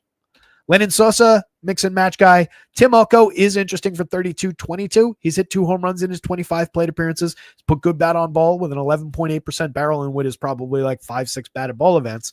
But he's got decent pedigree coming up through the minors, was a good college player. There is upside there, and nobody's going to go to it at the bottom of the lineup for cheap. So if you need a 5th guy and yet another first baseman from this team, he's there. Mariners bats. Loosely on the board, White Sox bats, no pitching from this game at all, and it's very likely it's going to rain out. The O's and the Brewers, another game with an opener follower situation. We don't have either lineup from this one in. It is Keegan Aiken, a lefty on the mound to open for the Orioles. So we'll see what the Brewers do. We might get the Jackson Chourio and the leadoff Bryce Turang down here version of this lineup. It seems almost likely that they do that. But considering that they're going to a fairly weak right-handed bulk reliever, I don't know that they definitely do that. Against McDermott, we're seeing some decent upside here for power. We have a 4.57 implied total to work with on the Brewers side. I like the upside for their bats. Even more, I like the upside for their pitcher. 9,500, 8,200, particularly at the FanDuel price, as I said at the beginning of the show. I really like Logan Henderson here. The Orioles are a good lineup. They're showing some power against his small sample blips in those last two games. He's given up some good contact in his two games. He's given up 5% home runs to those hitters, those few hitters he's faced. But he's otherwise been very good, and we know that that's some happenstance. But it does translate through the home run model a little bit. So there's a little upside for the Orioles, but Vegas has them at just a 4.03 implied total. They've been very up and down. So I'm interested in the pitcher. I'm interested in the bats on the Milwaukee side. But to talk about the less interesting side first, the Orioles visiting with a 4.03 implied total. Jackson Holiday at 36.29. Second base eligible on both sides. Kind of an ideal option to fit in at second base if you're choosing to target Logan Henderson. Target maybe some of those barrels, the hard hits that he's given up. The fact that this is his third major league start. Holiday is not a bad way to start that. 273, 333, 441, a 351 xWOBA. Rating runs 24% better than average now. He's got 6 home runs on the board. The premium contact is in place. As I said yesterday, this is finally just Jackson Holiday stepping into his shoes. This is not overperformance. This is him meeting expectations after underperforming last year. Ryan Mountcastle at 34.26. I continue to believe went 0 in his debut for my team, or actually his return to my team yesterday. 3,400, 2,600. We're going right back there. 11.75 in the home run model because he's carrying an 11.9% barrel, 50% hard hits that eventually will turn into better results. Gunnar at 47.32. Very cheap against a rookie right-hander. Those are cheap prices for 9.2% barrel, 59.6% hard hits, 7 home runs and 169 plate appearances, a 209 ISO. It's Gunnar Henderson. Don't overthink the discount. If you're going to Orioles, he's an absolute priority. He's playable as a one-off. You can see the monster 14.24 in today's home run model.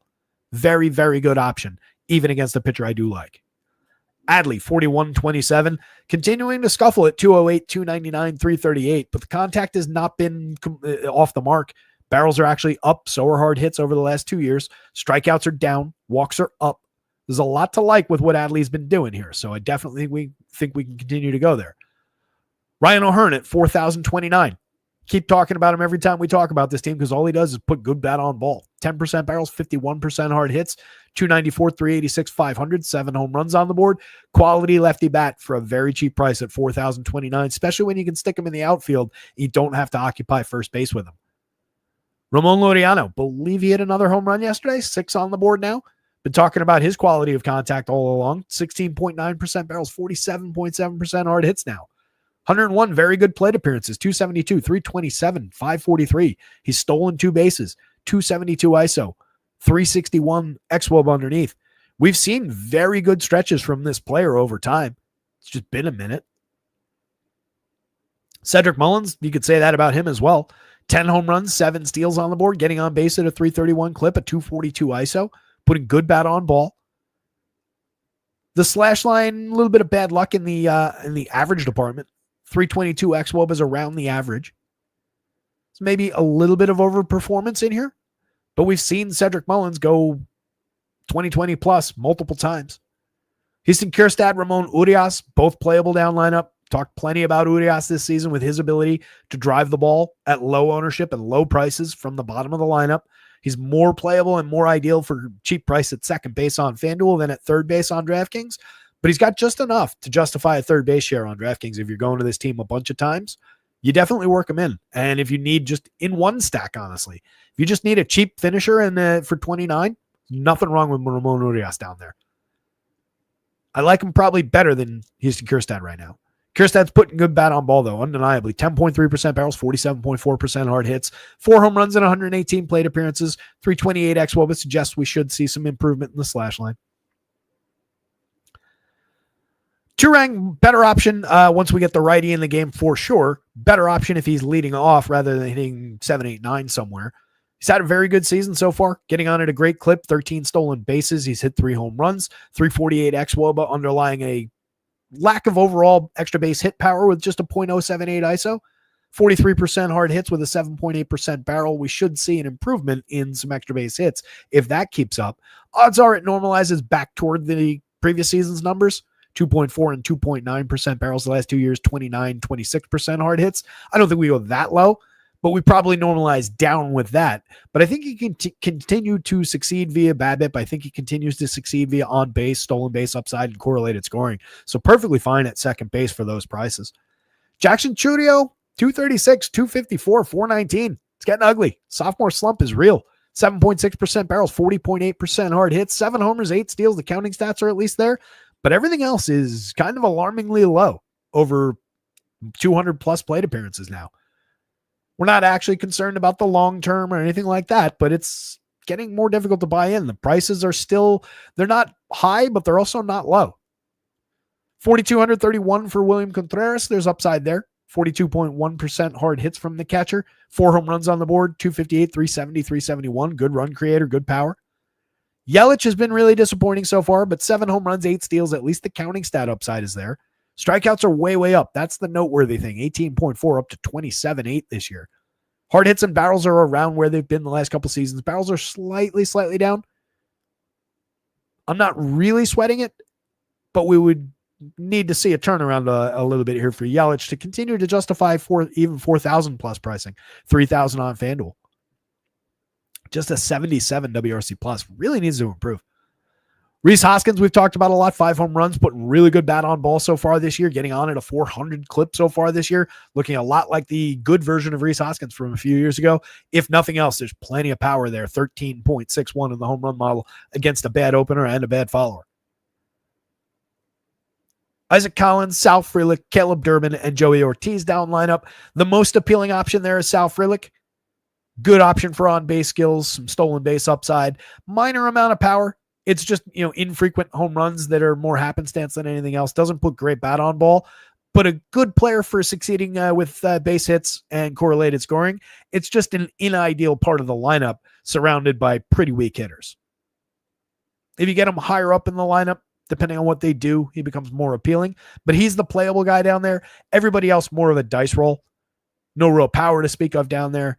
No real upside tools as far as the hit tool. Isaac Collins in the 6th spot, just given the spot in the lineup for the cheap price, is probably the best bet out of the other 3 guys. And then it gets worse and worse as you go down lineup. So to round off Henderson, by the way, a 2.45 ERA with a 2.33 xFIP in those 2 starts. He's given us 11 innings, 40% strikeouts, and 5% walks. Again, it's only 2 starts. But the kid had a lot of pedigree on his way up and has impressed in those first 2. 5 innings, 19 hitters, gave up 2 earned runs to the Guardians, struck out 7, 1 home run allowed. 1 home run allowed in his debut against the Athletics, struck out 9. I mentioned that game in the windup early. 6 innings, 3 hits. He was excellent in both those starts outside of the home runs that he allowed. So even if he does that again today, give up a solo shot to one of these hitters, I'm fine with that. For 8,200, given the strikeout upside, don't mind if I do. In AAA so far this year, over 5 starts, 30 innings, he had a 34.8% strikeout rate. Last year in the minors, mixed between AA and AAA, 19 starts, 81 and a third, had a 32.8% strikeout rate against a 4.7% walk rate. I've seen people use the term Spencer Strider light with this pitcher. I don't agree with it, but maybe like extra light. No carbs. He's good. 9,500 is a high price on DraftKings, though. That's a stretch. This price on FanDuel, I absolutely love. So Henderson on FanDuel, Brewers bats, Henderson on DraftKings, Orioles bats. Don't roster Orioles pitching. This game got rained out. It was only on DraftKings anyway. Tarek Skubal, top pitcher of the day. Highest projected pitcher. Oh, Michael Knack calling for the Ryan O'Hearn home run. I like it. I think I made him the pick from the Orioles today in the home run picks column. If you're not familiar, the home run picks on the board every day over at rotoscouts. I give you an individual pick based on the home run model from every team, but it's not always the highest ranked guy. I try and make them interesting picks. I try and get some talking points on the board. Sometimes I'll use the highest ranked guy. Like today, I wanted to make sure that people knew that I knew that Aaron Judge was a ridiculously good home run pick today, as he always is, but he's got an 18.09 that leads the entire slate. For the overall pick, I used a different Yankee. Not that I always use Yankees. I, in fact, rarely use Yankees. But yeah, Ryan O'Hearn, 9.02 was the pick from the Orioles today. So individual team picks. For example, what are we on here? Tigers and the Cardinals. Spencer Torkelson at 12.12 from the Tigers. From the Cards, it was Ivan Herrera, despite just a 3.70 down here. He's hit 5 already this season in 62 plate appearances. He's put excellent bat on ball. It's a very interesting catcher. So you can get those with your subscription over at rotoscouts, included, all under $1 a day. Scooble, 11.5, 11,000. Totally worth it. Offset by several projection points over the entire field. Striking out 33.6% of opponents. Walking just 2.8%. A 2.67 ERA with a 2.21 xFIP. A sub-1 whip. An 18.9% swinging strike rate. A 34.1% CSW. He is ridiculous. Just roster Tarek Scooble wherever you can. Cardinals bats against. Don't really like him at all. 3.23 implied total that honestly could be lower. Lars Nootbaar, 47-31, lefty against Scooble. No, thank you. 7 home runs, 4 steals. He's been good over 220 plate appearances. 122 WRC plus, a very solid 363 xWOBA, putting excellent bat on ball. One of the priority bats in that lineup, if you're just being wildly contrarian and going to the Cards for no good reason. Nootbaar still would be a priority, and then probably just maxing out righties, but it's not a good spot for Cardinals. Mason Wynn at 36-29 you can use in that configuration. He's very cheap at shortstop. He has a decent hit tool. He's getting on base at a good clip. He's creating runs. He's hit for a little bit of power with 5 home runs and 151 plate appearances. Never great quality bat on ball, but not terrible either. 6.1% barrels, 40% hard hits essentially. Brendan Donovan, 4,500, 2,900 with multi-position on FanDuel, second base on DraftKings. Hasn't been excellent over 200 plate appearances. 337, 392, 475. Creating runs 44% better than average via WRC+. He's facing Tarek Scooble today. I just don't want any part of it. He's very low strikeout, so maybe you get some bat on ball there. But if you're going to find strikeouts against the guy with a 10.5% rate this year, 12.4 last year, 14.3 the year before, Tarek Scooble's probably your guy. Contreras at 36-31 continues to not be as valuable at first base as he is at catcher. 6 home runs on the board in 201 plate appearances. Getting on base now at 330, a 106 WRC plus. The numbers are normalizing to his usual standards. So is the contact. So we're getting back to where he's a good option. But I continue to think, even with a bit of a discount at first base, it's not great. That said, that discount is now pretty dramatic at 36. We'll see where we land overall. He's playable if you're going to this team. He's a priority if you're going to this team. But you don't want to go to this team against Tarek Scooble. Herrera at 46-27, that's honestly a pretty high price for a young catcher against this pitcher. Where you need the position. Where you don't need the position at 27, fine, pretend he's a first baseman, but whatever. 46 is obnoxiously high against Scooble. A lot of barrels, a lot of hard hits, 5 home runs. Again, the home run pick from this team, but that's at a 3.70. Everybody except for Contreras and Nootbaar below halfway to the magic number. That includes Nolan Arenado, who's now down in the 6th spot, 3,900, 2,700, futilely swinging away, 241, 316, 371. He's got 4 home runs, but just a 129 ISO, just a 295 xWOBA, no good contact to speak of. Jordan Walker, Pedro Pajes, Victor Scott, pretty overmatched down lineup. Scott at least is getting on, 344 on base, 13 stolen bases. He's created runs 4% better than average, but that comes with a 292 xWOBA, a 104 ISO, just a 254 xWOBA on Pajes, just a 271 on Jordan Walker. Really concerning options down the bottom of this lineup. Should boost the upside for Tarek Scooble. Eric Fede at 7,800, not nearly as appealing as his opponent. You could double his strikeout rate, and it wouldn't be Tarek Scooble's strikeout rate. You could cut his walk rate in half, and it wouldn't be as low as Tarek Skubal's walk rate. 3.44 ERA, but a 5.15 xFIP. Just 6.8% swinging, 23% CSW. Tigers checking in at a 4.36 implied total that is honestly too low. That should be in the upper fours. Kerry Carpenter at 45, 3,000. Super appealing against this pitcher. 9 home runs on the board at 216 ISO at 365 xWOBA. Monster barrels each of the last few seasons. 47.4% hard hits. Kerry Carpenter's an ideal bat to throw against this pitcher. Let's see if we got this lineup in the last couple minutes. We did not. Gleyber Torres at 49.33 is justifiably expensive. He's been tremendous this year. 284, 368, 440. Barely striking out. Sub 10% strikeout rate with a 10+% walk rate. Putting good bat on ball. 5 home runs, 4 steals, creating runs. Very good option. That said, there are cheaper ways to roster second base, kind of just go around him and roster some of the other Tigers. I can see leaving him out of stacks, but I still consider him a priority in stacks, if that makes sense. Colt Keith at 31 is very cheap for the upside on DraftKings. Some of the upsides come through with a little bit of quality bat on ball, 9.1% barrels, but limited for hard hit rate. Not really striking out and drawing a lot of walks, getting on base at a 341 clip, but the full slash line is 222, 341, 359. So underwhelming in 2 of those 3 categories. But the on base combined with the batted ball, should result in better numbers across the board here. You can see that in the 370 xWOBA. Even with the underperformance, he still created runs 7% better than average in this high-quality lineup. So getting him at 3,100 is not bad. It's just not great at first base, especially when you want torque from a couple spots later in the lineup. But if you need to cheapen things up, he's an available option there. You've got him at 26 on FanDuel with second base eligibility. So that's an ideal alternative if you do choose to skip Gleyber. Just go to Colt Keith and pop him at second base. What's not ideal probably is Gleyber at second and him at first. I don't love that combination. Mostly because I want both of these guys in my lineup. Riley Green, 4,700, 3,400, 11 home runs on the board. Torkelson, 4,800, just 3,200 on FanDuel. 12 plus in the home run model, 12 home runs on the board. He's got a 12.12 in the home run model with 12 home runs on the board already this year. Come on.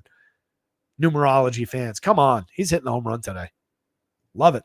Zach McKinstry, 39-29, multi-position eligible on both sides. Having a good year so far, over 172 quality plate appearances. Getting on base, helping create runs. More of a table setter than anything else, but he's playable at those cheap prices where you need him. Mostly in the outfield rather than at third on DraftKings. Second base or the outfield on FanDuel. Jake Rogers, there is power there from the catcher spot. 22 pretty empty plate appearances so far. He's gotten on base at a decent clip. He's created some runs. He's put okay bat on ball with a 15.4% barrel rate in a handful of batted ball events. But you can see the quality for barrel rate for hard hits over the last couple of seasons. High strikeout, low walk, a lot of zeros, but can create some big events for scoring.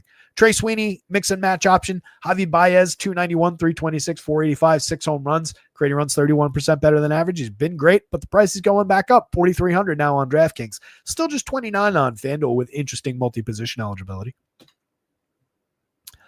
Skubal, Tigers bats. Really nothing from the Cardinals, but if you take anything, it would be bats, and that would be an unfortunate scenario against Skubal. Really don't see Fede succeeding here. Coors Field, one of these pitchers is on the board. One of these pitchers is not on the board. The good one is Jesus Luzardo, 9,300, 10.6. Very high priced. My hope would be that keeps some people away on both sites, considering the Coors Field of it. But it's a very targetable Rockies team. 23.9% strikeouts so far this year for this group of hitters. 25.8 last year for the same guys. Very, very good upside spot for Jesus Luzardo. 2.0 ERA with a 3.36 xFIP, 26% strikeouts against just 6.8% walks, not yielding any home runs, 5.5% barrel rate allowed, 42.5 on the hard hits, 89.5 on the exit velo. Could be a little bit lower, but as long as we're missing barrels, we're keeping launch angle to a respectable enough level.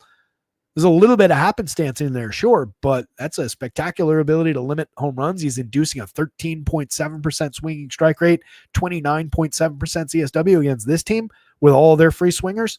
Love the upside for Jesus Luzardo shares.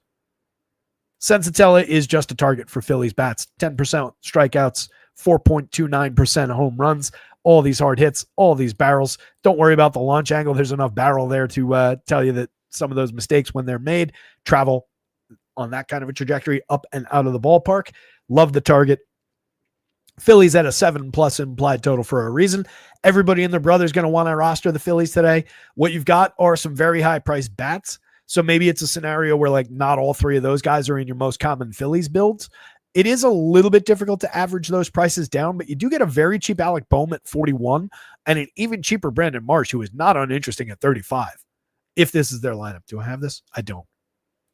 Let's assume this is the lineup. So let's see what that can look like. You just go with those five. It's still pretty high. 53.20. That's difficult. No way to get it lower outside of leaving one of those out. I assume Schwarb's will be the most popular and the most expensive at 66. And it's a 9-man lineup, so there are very good options down board. One of them would be Remoto at 49. I was kind of hoping he was the guy I spotted at 46. Let's say we just go Max Kepler to take the cheapest. That does get us sub 5, 49.20 a piece. And we still get Turner, we still get Harper, we get Max Kepler, we get Alex Bohm and Brandon Marsh against Sensatella in Coors Field. Again, these guys are part of that 7+ total. Brandon Marsh, very bad start to his season, over 85 plate appearances. But for $3,500, I will take his upside for premium contact that have been completely on display the last couple of seasons. 10% barrels, 47.4% hard hits, 9.8 and 48.7. So far this year, the hard hits have been there. He's just missed some barrels in the small sample of events. He hasn't gotten on base. That's usually his demonstrable skill. 328 on base last year, but 372 the year before. Just 295 that year in 461 plate appearances. That was an ugly one. I feel like there's another good one in there for on base. At those prices, given the hard hits, the ability to put good bat on ball, draw a walk, reach first base, correlate back to the top of the lineup, I'm very interested at those prices. Boom, I know he's underperformed at 260, 302, 361, but a 340 xWOBA underlying those numbers, an 8.6% barrel, 47.1% hard hits, both of which are up over the last 2 years. Alec Bohm is just too good a hitter to ignore down there for that price. Fits in at third base just fine. Third or first base on FanDuel. Real Muto's barreling the hell out of the ball at 11.5%, 45.2% hard hits. It's only resulted in 4 home runs, just 236, 317, 382, kind of out of step with that contact. The 337 xWOBA tells you that story. Those numbers are going to go up for Real Muto if he keeps making that kind of contact. 10.6% walks are up from last year. Strikeouts didn't move from last year. It's a very, very good catcher option for $4,900 at Coors Field. Kepler at 46, another player, 10.5% barrels, 49.1% hard hits. Looks like the good power hitting version of Max Kepler from a few years ago. Those numbers are completely in step with these numbers from there. 5 home runs so far, just a 161 ISO, but a 337 xWOBA. Castellanos at 53. Typical Nicky Castellanos contact numbers. 18% strikeouts, 5.2% walks. Reduced from last year slightly, kind of in line though.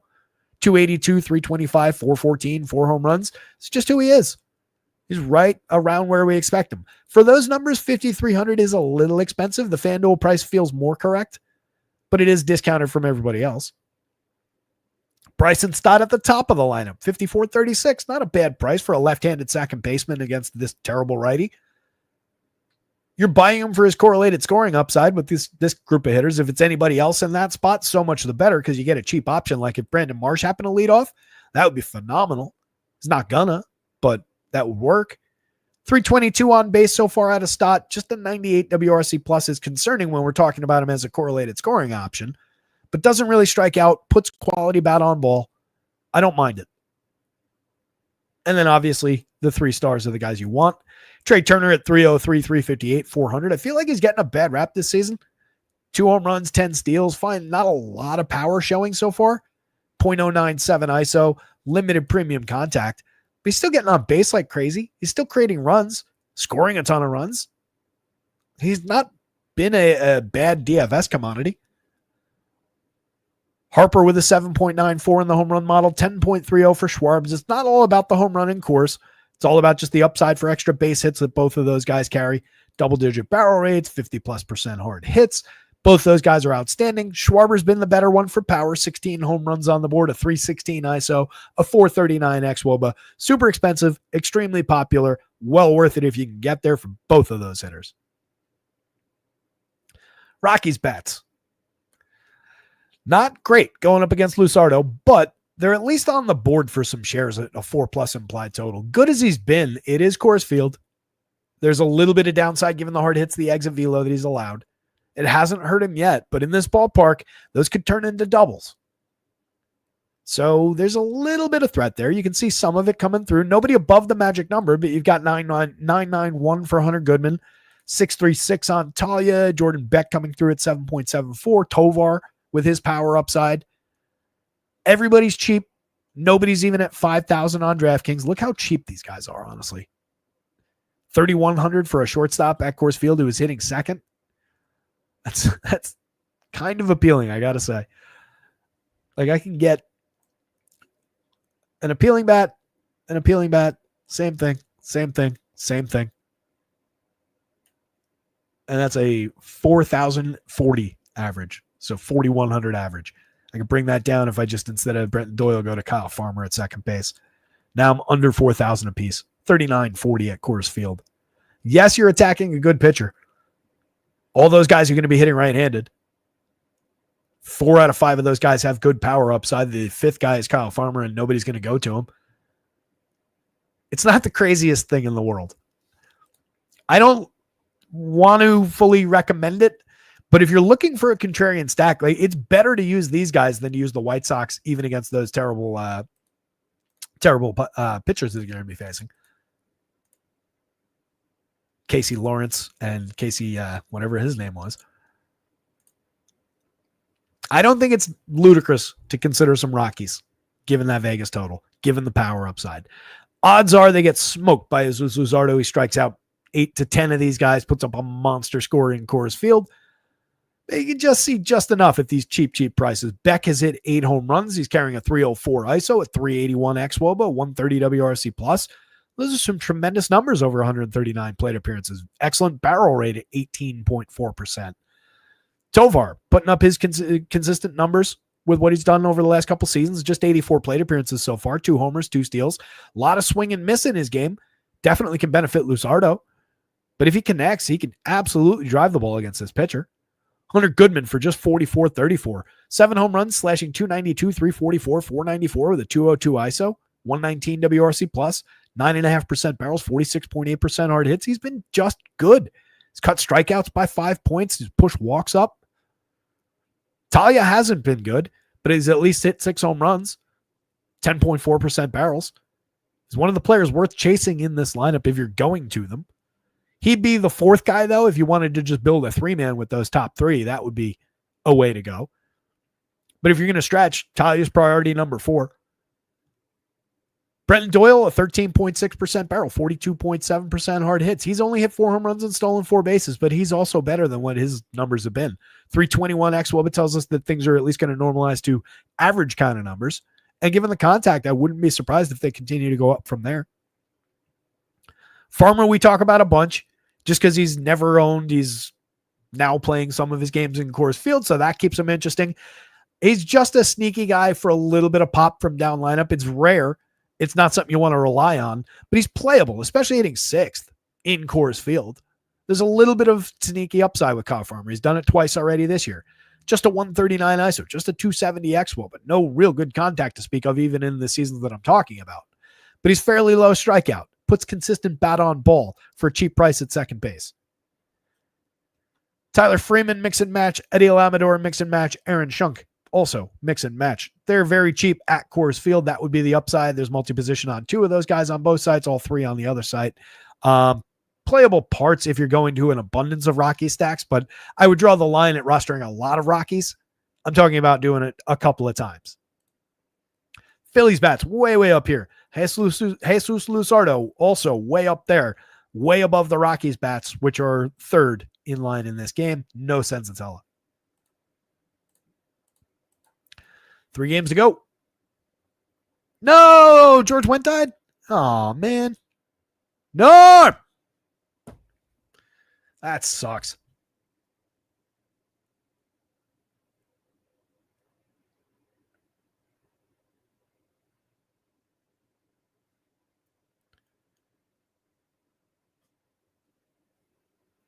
Boo.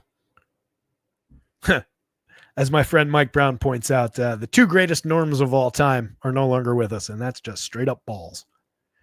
I assume he means Norm Macdonald is the other one. Anthony Montana, what's going on? Damn, hella impressed spreadsheet. Technically, the credit for the layout of this dashboard, like what it looks like, goes to Josh Engelman from Awesome O Days. This is just a straight ripoff of his dashboard. All the numbers are mine. All the data in here is mine. I've added different stats and everything to it. I've changed it a lot. But the idea of this going here, that going there, and having the ability to switch the games and everything is 100% taken from him. We were colleagues at the time. But yeah, just copied his dashboard setup. Everything else is 100% mine. I've given him credit for that many times over the years. And yes, I agree. It's a hell of an impressive spreadsheet. That's why I stole it. Just the look of this dashboard that I show on shows.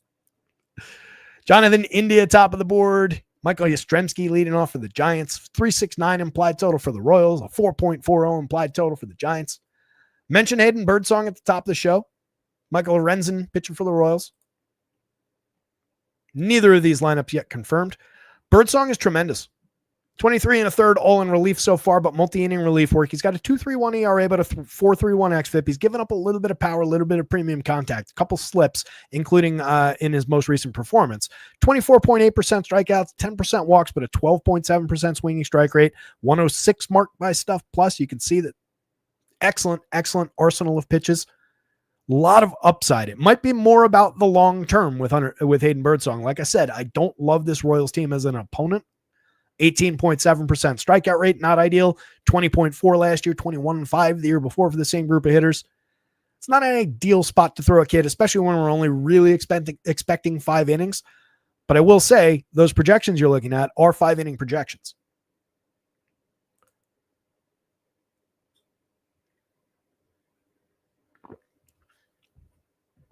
Power says Power didn't like Cheers.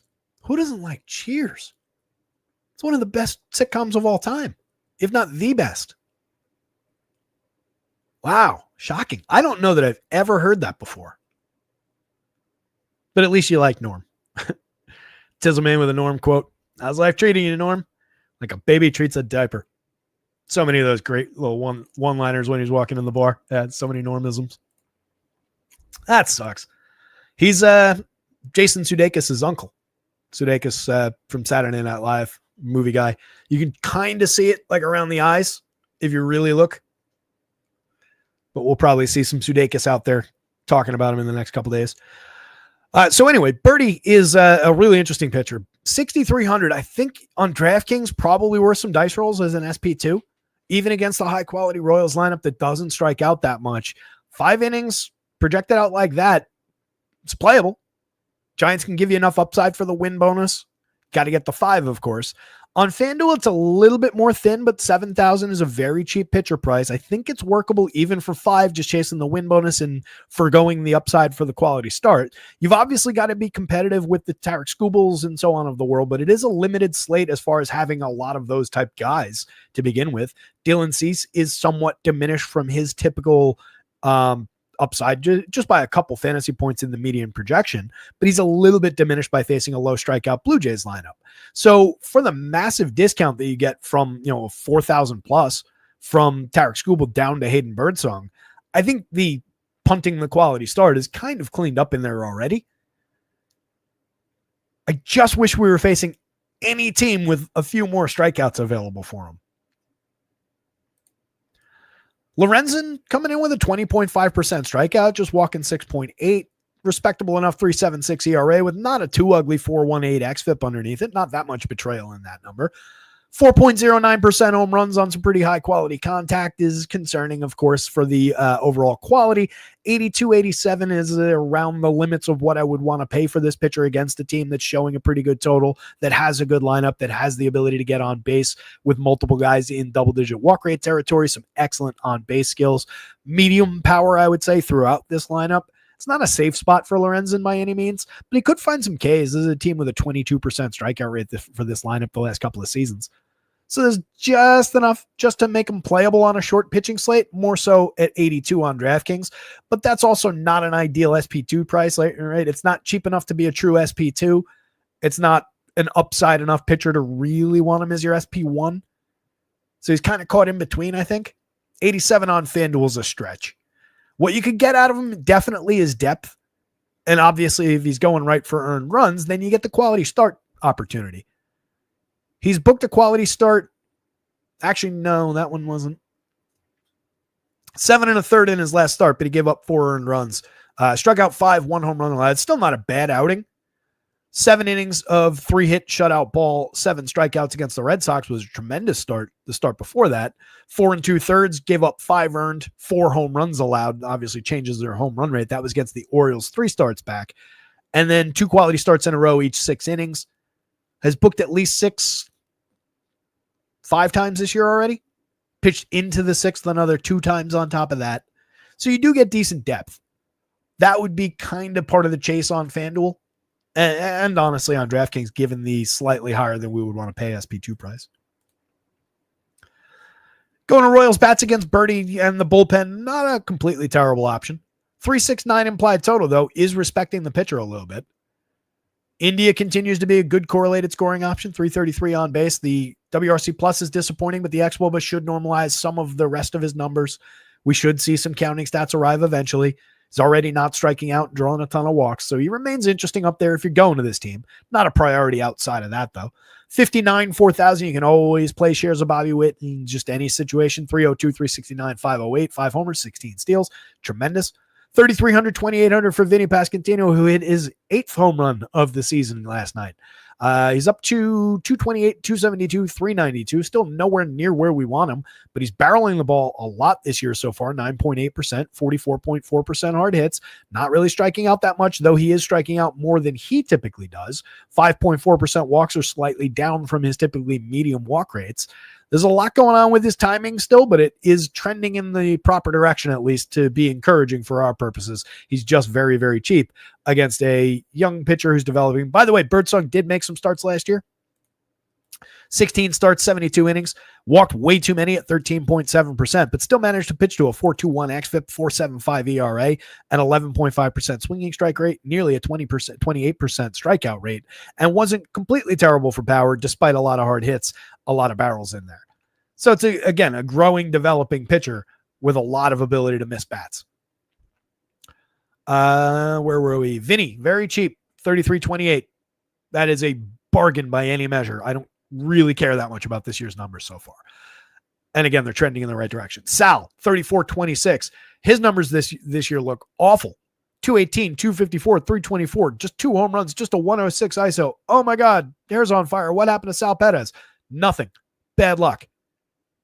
355 xWOBA, a 13% barrel, a 45.7% hard hit. He's striking out a little bit more. He's walking a little bit less. Otherwise, everything is fine. He's an ideal option at catcher on either side if you're going to the Royals. If you're not already going to the Royals, do you need to prioritize getting some shares of Sal Perez? No, not really, because again, Hayden Birdsong is going to give you 5 pretty good innings, or should. There is power there, though. I will say Sal's got a decent chance at a homer for 7.96 in the home run model. Michael Garcia has been tremendous, 45.32, slashing 306, 374, 482. Raise your hand if you saw that coming. I won't put my hand up for that. That's overperforming even my expectations. But we were looking for the uptick in performance from this player this year, and we've gotten it, but in a big, big way so far. 140 WRC plus, a 358 xWOBA that says it's real. Love the option, 45.32. Not a bad price on either side. Honestly, not priced up commensurate with the performance so far. Michael Massey, a playable lefty bat with decent ability to put bat on ball. Hasn't really shined through this year at 199, 218, 269. Just a 249 xWOBA underlying some pretty bad contact numbers. Maybe we need Mike Massey to round into form before we really start going there, but he's cheap, fills in at second base, doesn't strike out, puts a lot of balls in play, 15.7% Ks, 2.4% walks, jibes with last year's numbers. He's better than he's been. He's playable. He's not expensive. Kevin Biggio, he's better than Kevin Biggio is. 2,300, 2,400 for Biggio. Biggio, even with Massey underperforming, is underperforming Massey's numbers. He's just bad. Drew Waters, Kyle Isbell are mix and match guys down the bottom of the lineup. Everybody in the Giants is in affordable territory at the top of the lineup on DraftKings. They're more expensive on FanDuel. Those $3,000, even low threes, are priced up further than those fours. It's an interesting DK stack at 4.4 implied total. In that group, you get Mike Yastrzemski for 41. He's 3,000 on FanDuel, slashing 274, 376, 438, putting very good bat on ball, 9.2% barrels. It's slightly down from last year's 10, but he hovers in that 9.5 to 10 range, 40+% hard hits.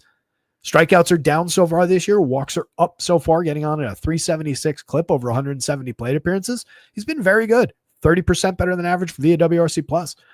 Wilmer, 4,400, 3,200, has 10 home runs on the board now, a 192 ISO, 117 WRC+.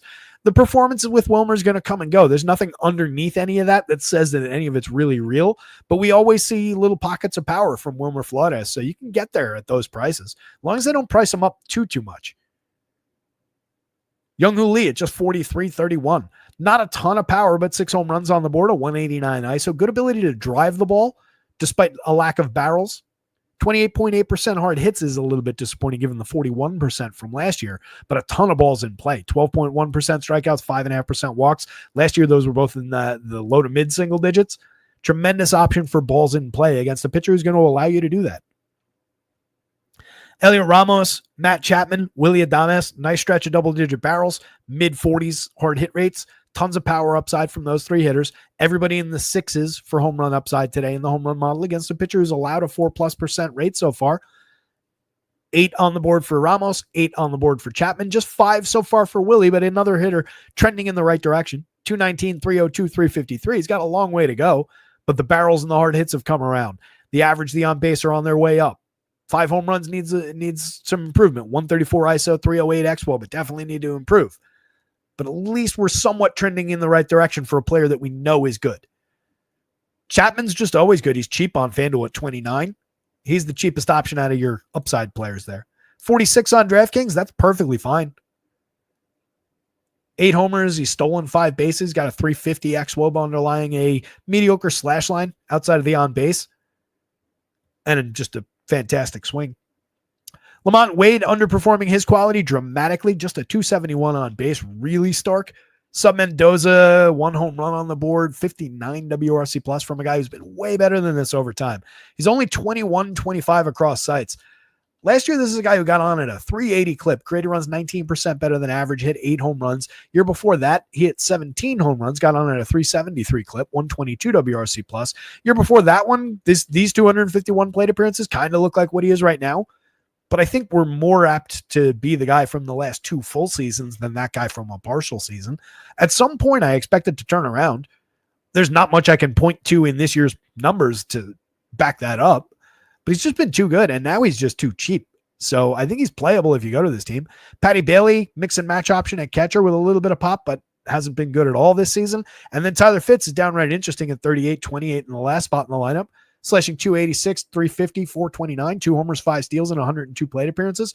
Last year, 280, 334, 497. So you're talking about essentially a full season of very good quality out of him.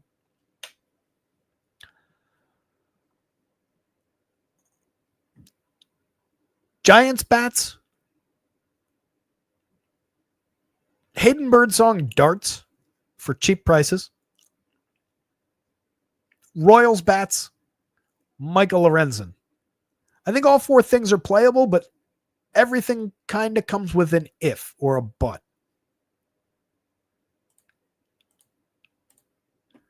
Angels, A's, monster totals in this one. Neither of these lineups are in either. Hit the like button, subscribe to the channel. 2 hours in, 2 games to go.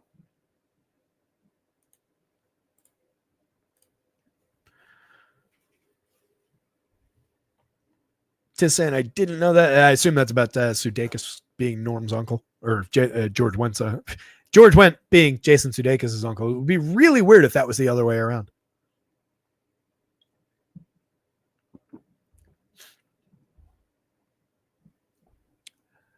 So the Angels pulling a 4.75. The Athletics topping that at 5.87. They're going up against the corpse of Kyle Hendricks, who's carrying a 14.5% strikeout rate, a 5.18 ERA, a 5.19 xFIP.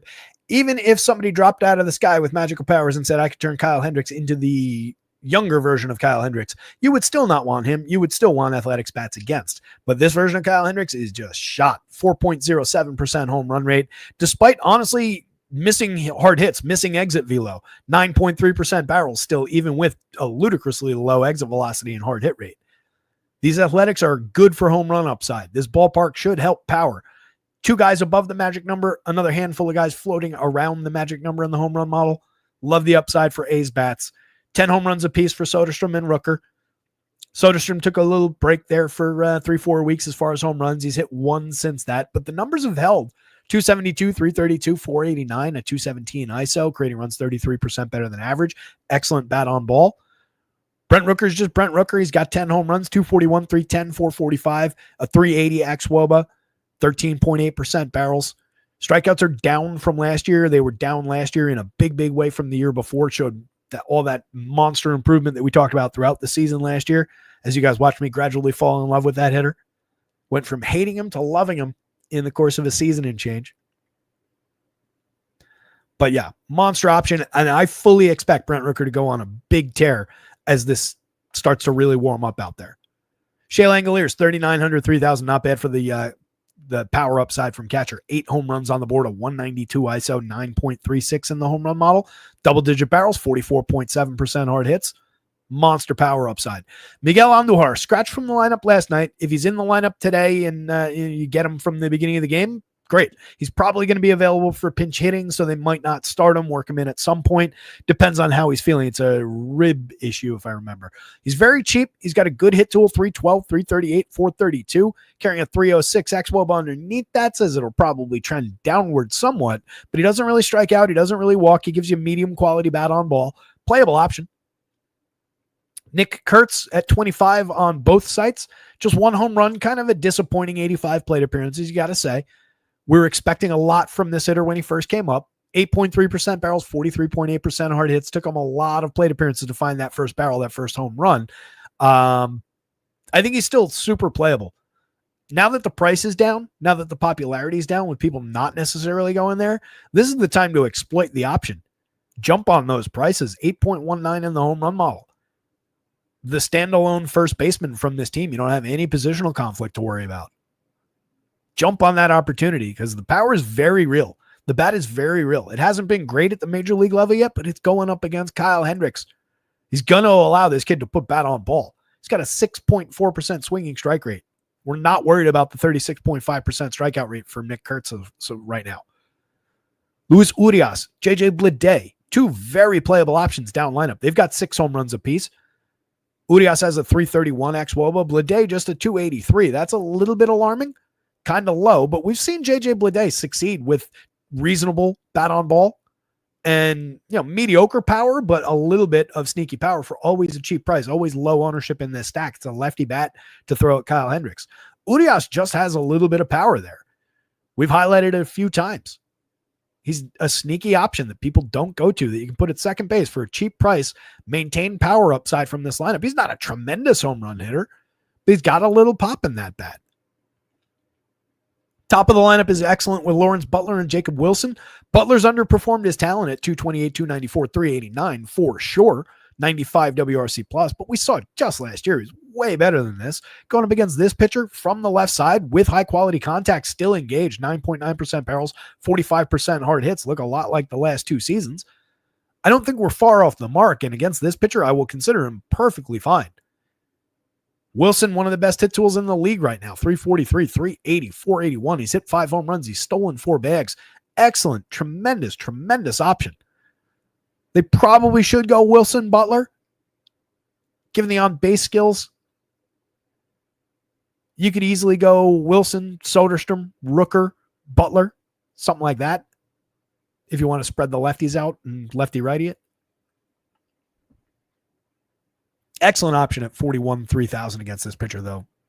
Potential 5-hit day for Jacob Wilson against Kyle Hendricks. Not that he would see Kyle Hendricks 5 times in that scenario or really any other, but a really strong upside day for his hit tool. Wilson is a stud. Yeah, I mean, against a pitcher who just does not miss bats, love the upside there. It's actually difficult on FanDuel to decide now on a 4-man A's stack. There are so many good options in this lineup now. As I said, opening day, I think it is such a shame that they took this team out of Oakland just as they're getting interesting again. Angels bats going up against Gunnar Hoglund. 8,000 for Gunnar on FanDuel, 85 on DraftKings. Pitched okay over his first three. 3.78 ERA with a 3.68 xFIP, 21.7% Ks against just 5.8% walks. He's gotten burnt by some home runs and some premium contact. 90 plus miles an hour of exit velo is a little concerning. 10 plus % barrels in the small sample. That looks like 5 1/3 against the Dodgers in the last start. That was the game where most of the home runs came from. 3 home runs allowed, 4 earned runs on 7 hits, struck out 5, walked 3. But it's the Dodgers. It's a kid making his 3rd career start. Kid's got upside. First start of the season was against Miami. He went 6, 7 strikeouts, gave up a solo home run, but that was it. 6 hits, 1 run. 5 1/3 against Seattle, kind of a team in the middle of the Dodgers and the Marlins quality-wise. 5 1/3, 2 earned runs, 3 strikeouts and a walk, no home run. 5 hits. Not bad. Against an Angels team that has plenty of Ks in the lineup for him to go fine, it's reasonable enough upside for the cheap prices. It's just another scenario where, kind of like I said about Lorenzen, I don't feel like he's cheap enough on DraftKings at 85. That's not an SP2 price. He's not really an SP1 in this scenario, especially given the monster total. The ballpark is, again, a minor league ballpark in the PCL. It's not a great spot, but I think the kid's good enough that he could find success against this team. I just don't know that he finds that much success relative to the other options on the board. It's all, he could find that in a vacuum against those prices, but that only gets you halfway there. It's also that at those prices against these guys. It's relative to the rest of the slate. So that's when I say I don't know that that's a workable price on him. I don't know that that's a workable price on Lorenzen necessarily, because it's relative to what the rest of those guys do. But he is good. It wouldn't shock me at all if he came away with a decent strikeout total, came away keeping the Angels somewhat in check here. 13 home runs on the board for Taylor Ward, but he's slashing 198, 246, 458 in the heart of the lineup. Just a 321 xWOBA. It does tell us that the average in the on-base should climb and normalize, so should the run creation. The 260 ISO, the 13 home runs, the power, the premium contact over here, that's what we're going to for Taylor Ward at 3,500 at 3,000. He's caught kind of in the middle with just a 4.89 in the home run model. Not sure why that's necessarily so low. It's working, again, with a sample this size. It's probably still just working against some averages in the background of the model. What did Hoglund do for home runs in the minors? I think he was pretty good, if I remember.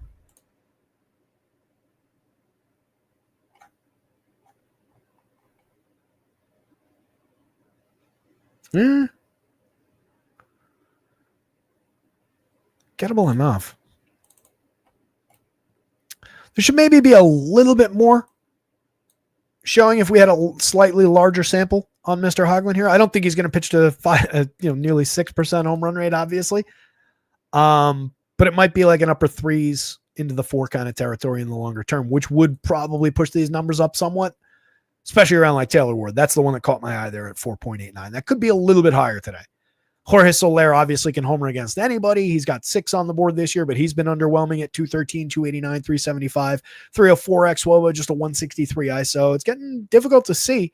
11% barrels is at least a good number in the raw sense, but it's down for him over the last 2 years. Hard hits are way, way down. Strikeouts are up. Walks are down. There are points of concern, but Soler's also gotten very, very cheap. And once they get Mike Trout back in the lineup, I think everything kind of surges back up for a lot of these hitters, taking the pressure off some of them. Zach Neto's just really good in the top spot, 4,800, 3,500. He's slashing 282, 333, 545 so far. He's hit 7 home runs and stolen 7 bases in only 120 plate appearances. Excellent bat on ball. He's a good filler at shortstop in any sense within stacks as a one-off, but he is high priced. 4,800, 3,500. They're not exactly doing you any favors at those prices.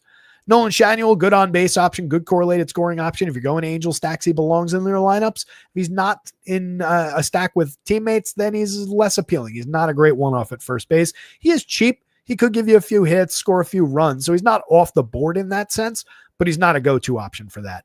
$4,300 for Joan Moncada is getting up there now. He has barreled 17.8% of his batted ball events. It's only resulted in 3 home runs, but a 231 ISO, 215, 346, 446. There's a lot of good in there. There's some bad in there. 361 xWOBA suggests that the real is what's been the good so far. So upside for sure, but that price is creeping up slowly at 4,300. 29 still on FanDuel. Taylor Ward for 35, 3,000. I already mentioned you're just home run hunting there. Logan O'Hoppe at 38.29. Much more playable on DraftKings. That's where the appeal really is. 16.5% barrels, 48.4% hard hits. He's got 10 home runs on the board. Very good upside as a catcher. Where you're mixing him in as a first base, util kind of an option, it's just okay. There are a lot of zeros there. He's a high strikeout, low walk kind of an option. So if he's not homering, he's not giving you a ton around the edges. That's where I lose him a little bit on FanDuel. He still remains appealing on DraftKings because you have to play catchers there. Matthew Lugo's been good over 30 plate appearances, 310, 333, 759 so far with 3 home runs, put an excellent bat on ball. We'll see how it continues. He's also struck out in 40% of those plate appearances without drawing a walk. So there's a lot of bad in with the good there, but every time he's put bat on ball, it's been good. Lourdes Renifo and Joe Adell down lineup. Renifo's been really bad. Just a mix and match guy right now, and you're just looking for on-base correlated scoring and maybe some speed, and he hasn't even given you that. Adell has at least hit 5 home runs in 127 plate appearances while putting very good bat on ball, continuing to do Joe Adell-type things, which unfortunately includes hitting Sub Mendoza, getting on at just a 244 clip, having a 361 slug. 329 xWOB is encouraging. That reflects the quality of contact. As we've highlighted a bunch of times, he very quietly went 2015 last year. He's not an uninteresting hitter. He's never going to be a good average bat. He's never going to be a reliable on-base guy. But he crushes baseballs when he connects. He is a member of that elite swing club. A's bats, Angels bats. Gunnar Hoglund, but he's probably too expensive. No Kyle Hendricks. Last game up. Hit that like button for reaching the end of the show. 2 hours and 15 minutes in. Not bad. I think we're beating the clock from where we were yesterday. We'll probably come in right about even for a longer slate. Quiet day in chat, but a bunch of people here hanging out. I appreciate all of you. Thank you so much for just coming in and enjoying this, or hopefully enjoying it, but helping me enjoy it. If I was just here talking to nobody, it would be pretty pointless, pretty empty. I appreciate all the likes. Subscribing to the channel really helps. I'm trying to get that over 1,000. It costs you nothing whatsoever. Shut off notifications. Don't ever come back to the channel if you don't want to. But if you could click that subscribe and just drive those numbers up, just a couple more. We're just looking for a couple more. It's like, what, 30, 40 off? Tell your friends. Come subscribe to the channel and then just ignore me forever. I don't care. If you go to your parents' house, subscribe from their computer. Just help out slightly. A little bit. Helps the algorithm. Check out rotoscouts.com. Check out acemind.io for optimization and sim needs. At Rotoscouts, all these projections. You don't get the dashboard, unfortunately, the pretty dashboard, but I lay it out nice for you. You get all the projections. You also get the individual home run marks for every player, so you can make your own home run picks based on the model. You get my home run picks. You get the top stack rankings for value and projections. You get the power index, which reflects the home run model. You also get NBA projections, NHL projections included for your under $1 a day. Dodgers, 5-8-1 total against Ryan Nelson. Nelson at 57.69. I don't think we're there. He's made one start, thrown 26 and a third, mostly pitching in bulk relief. 3 innings in his last outing, 2 earned runs, 5 strikeouts, 2 walks. Did get out to 4 and a third in that start. That was against the Mets. Gave up 2 earned, struck out 2, walked 4, gave up a homer, but not a bad outing.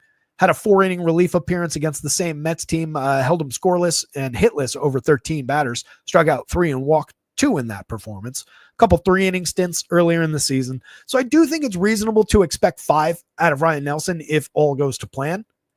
It's just whether or not things go to plan against the Dodgers is very much up in the air. It's the whole everybody's got a plan until they get hit in the face kind of thing. Last year, Nelson, 150 and 2/3, pitched to a 4.24 ERA with a 3.98 xFIP underneath it. Let's see if I can quantify the good stretch. It's like here to like here-ish. Let's include that one. We'll say July.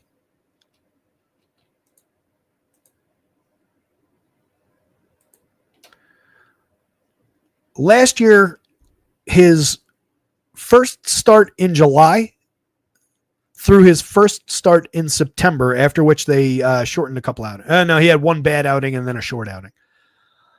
But over that stretch, he was working into the seventh inning pretty consistently, completing the seventh inning pretty consistently, pitched to a 2.76 ERA with a 3.24 xFIP, had a 9.0 K per nine. I don't love K per nine, but that's the number I get here. He was very, very good over that stretch. That's a total of 11 starts, so essentially a third of his season, or more than a third of his season. He made 25 total starts. So approaching half of his season last year. He was very, very good down that stretch. That first game was against the Dodgers, but we're not counting that, obviously, for anything. 75 strikeouts in 75 innings. Again, 9.0 K per nine. That's how you get to that kind of a number. If it were any other team, or most other teams, I'd be talking about Ryan Nelson being potentially kind of interesting at 57. I really question the utility of that against the Dodgers. It's there. It's very cheap. It's not completely insane. I think it's better than going to Senzatella for 45. I think it's better than going to the opener for 4,000 or Bryce Wilson for 5 or Hendricks for 6. But it is still the Dodgers. But like the appeal of like, I mean, you want to get nuts? Batman style? You do that? 12,000 total, 6,000 a piece?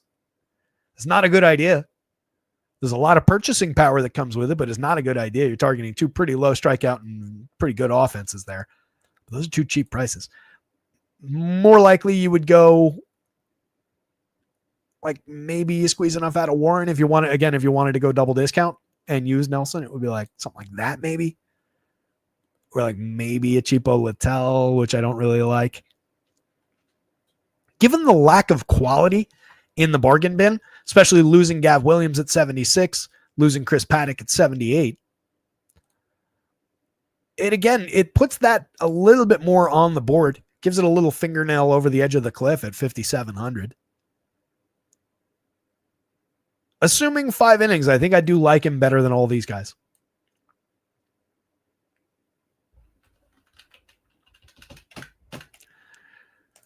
Yoshi Yamamoto is a much better option, even against the high-quality Diamondbacks lineup. He's got them checked down at just 3.81 implied runs. That should tell us quite a bit about this opportunity.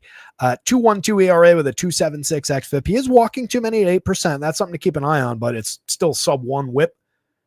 13.5% swinging strikes, a 30+% CSW, 29.6% strikeouts over 51 innings in his 9 starts. He's been elite. He is contending right now over the first third of the season for Cy Young. He's at that level. So tremendous option on the mound. It is a very difficult opponent, though. It wouldn't shock me if the D-backs came out here and put a few runs on him and kind of ruined his day at those prices. A game where he goes 6+, still strikes out 7 or 8, but gives up, let's say, 4 runs along the way. Not ideal at those prices. Not when he's got to beat Tarek Skubal at similar numbers. So yes, monster upside, one of the highest projected pitchers on the day, incredibly, incredibly playable, even at high prices, even against this team. But there's a little bit of a basement underneath him against one of the better offenses in the game. Does that lead you to Diamondbacks bats? Not necessarily. It's not a very targetable pitcher, but again, as I've said a bunch of times, if you're looking to get really contrarian, might as well do it even against a high-quality pitcher with a very good lineup. There are probably better spots to do it with. But, like, would you rather get contrarian with the Rockies and play the Coors Field benefit, but going up against an equally very good pitcher in Jesus Luzardo? Or would you rather go to a super high-quality 9-man lineup in Arizona, pulling a similar 3.81 total, playing in LA?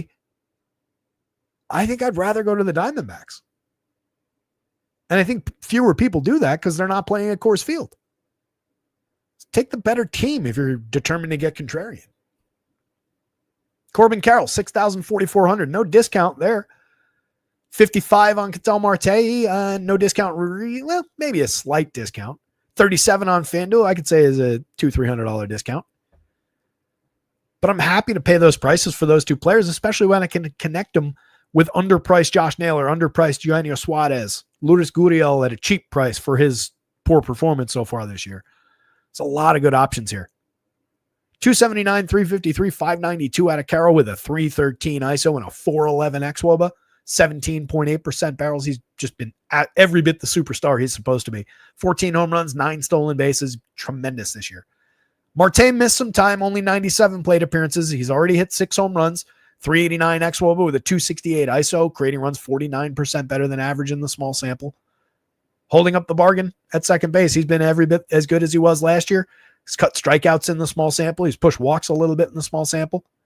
Barrels and hard hits are right around where they're supposed to be. Lourdes Gurriel at 37, 3,000. Hit his 8th home run last night, 227, 271, 442, 215 ISO. Is still putting good bat on ball, 9.2% barrels. Just striking out 12% of the time, walking just 5.9, so you're getting a high frequency of contact.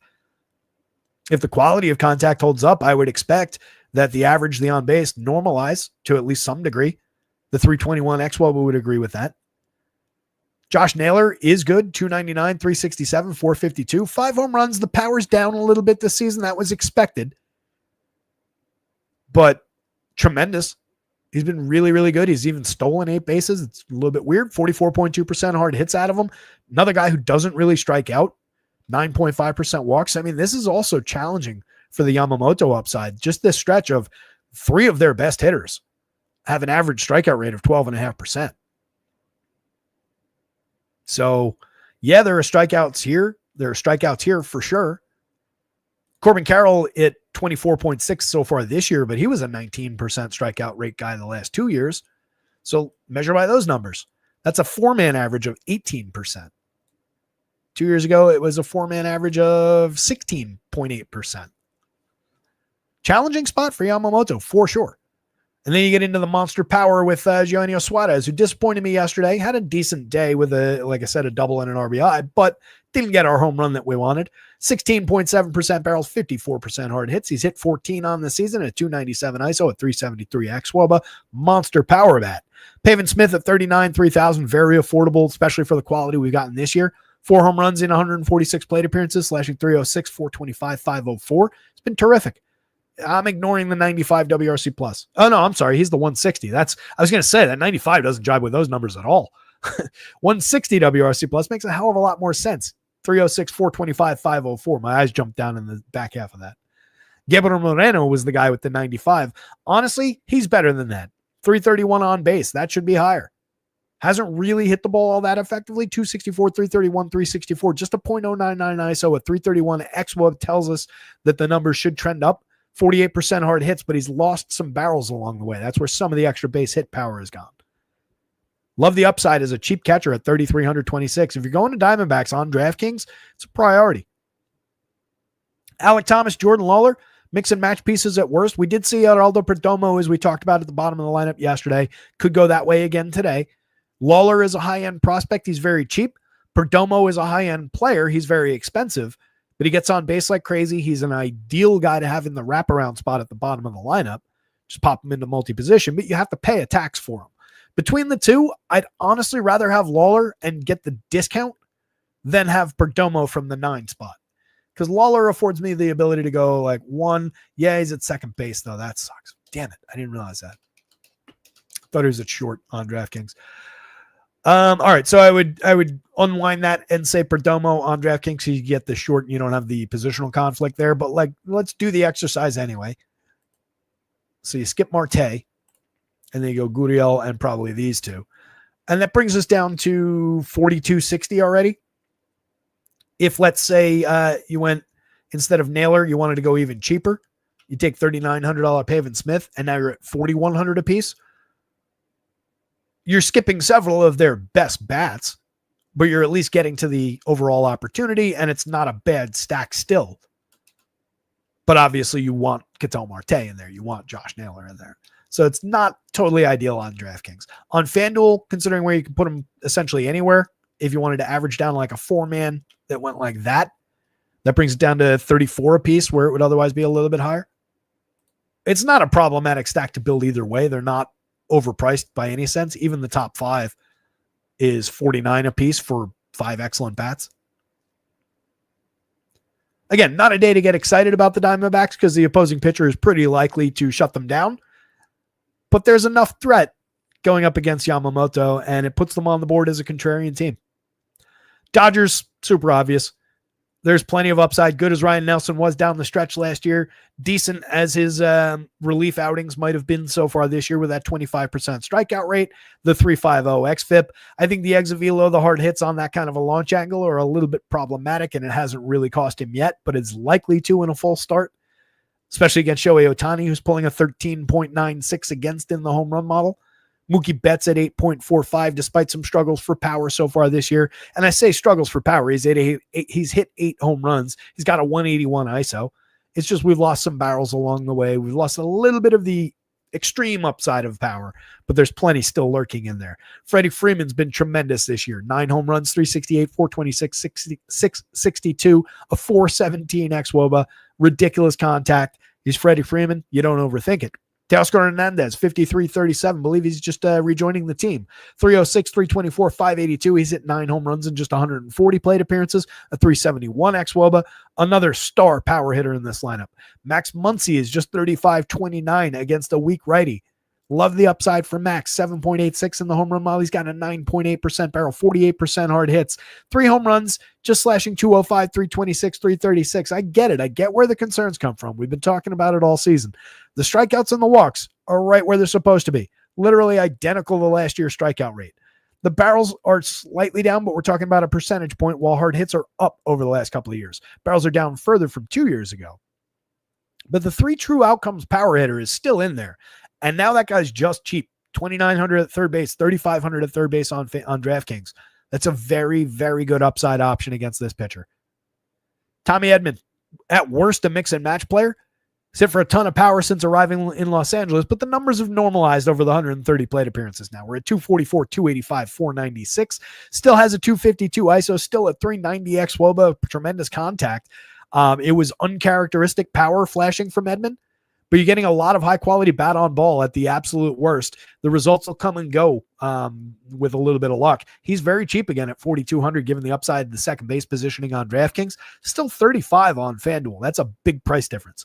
Andy Paz at 42.33, very playable, 283.33, 494, 9 home runs, 5 stolen bases. Another player who's kind of differently priced, 33 on FanDuel, but only 42 on DraftKings. Discounted option. Dalton Rushing, their hotshot rookie. 14.3% barrels, 57.1% hard hits over 11 plate appearances, over which he's slashing 400, 455, 500. Why not? Kid's a very high-end prospect, 5.26 in the home run model, a cheap left-handed bat from late in the lineup, and Hae-Sung Kim, who's been good over 37 plate appearances. It's a 9-man killer, ridiculous lineup. You've got some cheap options down here to help stack things up. Those 3, plus Rushing, 29, and not going to be cheap enough, or as cheap as I want to be. But if you went with the 2-man wraparound there, it gets it. Actually, it is cheap enough. It gets it it gets you to 48.60, so 4,900 a man for a stack that includes Rushing, who is a tremendous prospect, Hae-Sung Kim, who has been pretty good and it fits in at second base, Ohtani in the outfield, Mookie at short, Freddie at first as a 5-man for under 5,000 apiece against Ryan Nelson. Not bad, not bad. If you wanted to, you probably could work Max Muncy into that. If you wanted to, it's 49.40, so it's 5,000 a man. Again, I know 5,000, 4,900 are expensive overall prices. It's difficult to get 5 guys at that price into a lineup, but it's much more doable than trying to roster a 3-man with those 3. Interesting stack today for the Dodgers. 5.81. Second highest total on the board? No, 4th highest. 3rd highest. 1, 2, 3. 3rd highest. Yanks up at 5.02 as well. Lot of offense showing today. Mediocre pitching slate. Rounding things out, Tarik Skubal and Yoshi Yamamoto up at the top of the board again. Yamamoto challenged more than Skubal is. Skubal's more highly priced. but he's offset by projections by a handful of points on both sides. Love the option. Lusardo, more expensive in Coors Field than Yamamoto. Again, that is an interesting back and forth consideration on both sides. I was talking about it more in terms of like preferring to grab Diamondbacks bats against Yamamoto rather than contrarian Coors bats against Lusardo. But the same thing kind of applies. Would you rather have $10,600 Lusardo going up against this terrible Rockies lineup, but in Coors Field? Or would you rather have the downside of having to face the Diamondbacks with an equally high quality pitcher for $300 less? That's a really interesting little back and forth they created on FanDuel. It's a little bit different on DK because of the offset in price with Lusardo only at 93. I think that's pretty obviously Lusardo. This is really interesting as a back and forth question. Logan Henderson, dynamite at 8,200 on FanDuel. Love that option. Not dramatically offset from those two pitchers by projection. Similar strikeout upside. Very, very talented kid. Obviously, a little bit of threat coming from that 9-man Orioles lineup, but the kid's good. 95 on DraftKings is more of a challenge.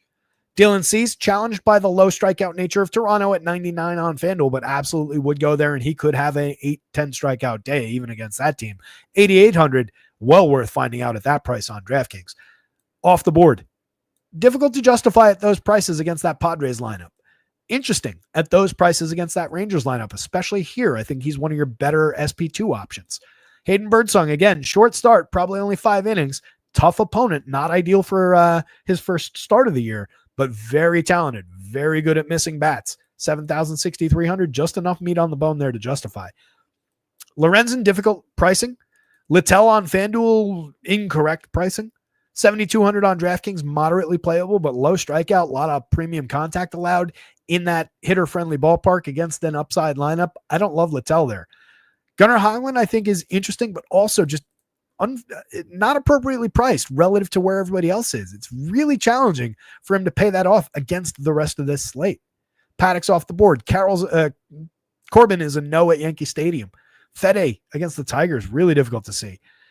That's, again, what puts Nelson kind of loosely on the board for 5 innings in what will probably also be a limited depth start against a ridiculously good opponent. Terrible matchup for him. But given the quality down the stretch last year, the cheap price, even if he gives up 2 or 3 runs, maybe you get away with it at 57. 69 on FanDuel, I don't think you roll those dice. 57 on DraftKings is where I'm talking about Ryan Nelson. Everybody below Ryan Nelson, Brandon Walter, Chase McDermott, Kyle Hendricks, et cetera, are just not options.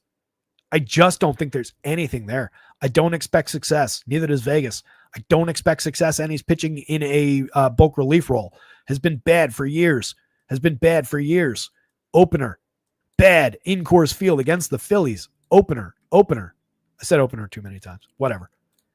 It's just not good down the bottom of the board. Very, very short pitching slate. If you can get there, pay up for arms today. Seems like it'd be the way to go, and there's plenty of affordable hitting. Home run board one last time. If you weren't here at the very beginning of the show, the home run pick of the day did come from the Yankees. It's not the highest ranked guy on the overall board because that would just be going to Aaron Judge, and that would be fun. That's what I don't like to do. It is, where is he? Mr. Paul Goldschmidt right there. Sub 10, but just barely. Plenty to work with power-wise on this slate. Up and down, lot of options. Handful of Athletics bats coming through for some power with that monster total. Several Brewers showing a lot of power against the bulk reliever. It's an interesting slate, guys. With that in mind, we're coming up on 5:30, and it is time to wrap this thing up. Synthetic is saying Carroll versus Tucker versus Shohei is going to be a hell of an MVP race this year for the National League. That'll be fun to watch. Oh, Arizona came out. No Eugenio Suarez in the lineup. Carol Marte, Gurriel, Naylor, Moreno, Smith, Perdomo, Thomas, and Lawler. So you get both Perdomo and Lawler. That's interesting. Lawler for very cheap. Again, from that 9 spot is an interesting wraparound. That's an ideal spot to have Perdomo, though. Thomas is decent enough to clean up behind him, but given his on-base skill set, I prefer Perdomo at the top or the bottom of the lineup. And where he's priced, it's not ideal to have him hitting 7th. All right, guys, that's it. let me punch out of here, get the site updated, clean that up. All the confirmed lineups will be up in the next little bit. Any lingering lineups will be caught as they get released. NBA will get a quick update if anything has changed there. Doesn't look like anything's going to change. No injury report. And NHL is up and running. Both of those single game slates tonight are projected at rotoscouts. That's included for the same under $1 a day. They get you access to all the baseball content. Check it out, rotoscouts.com. Good luck out there tonight. Somebody go win something. Share it in Discord when you do. That link is down in the description. Come join the community. Discord's always free. And we'll see you tomorrow for more of this, gang. Later.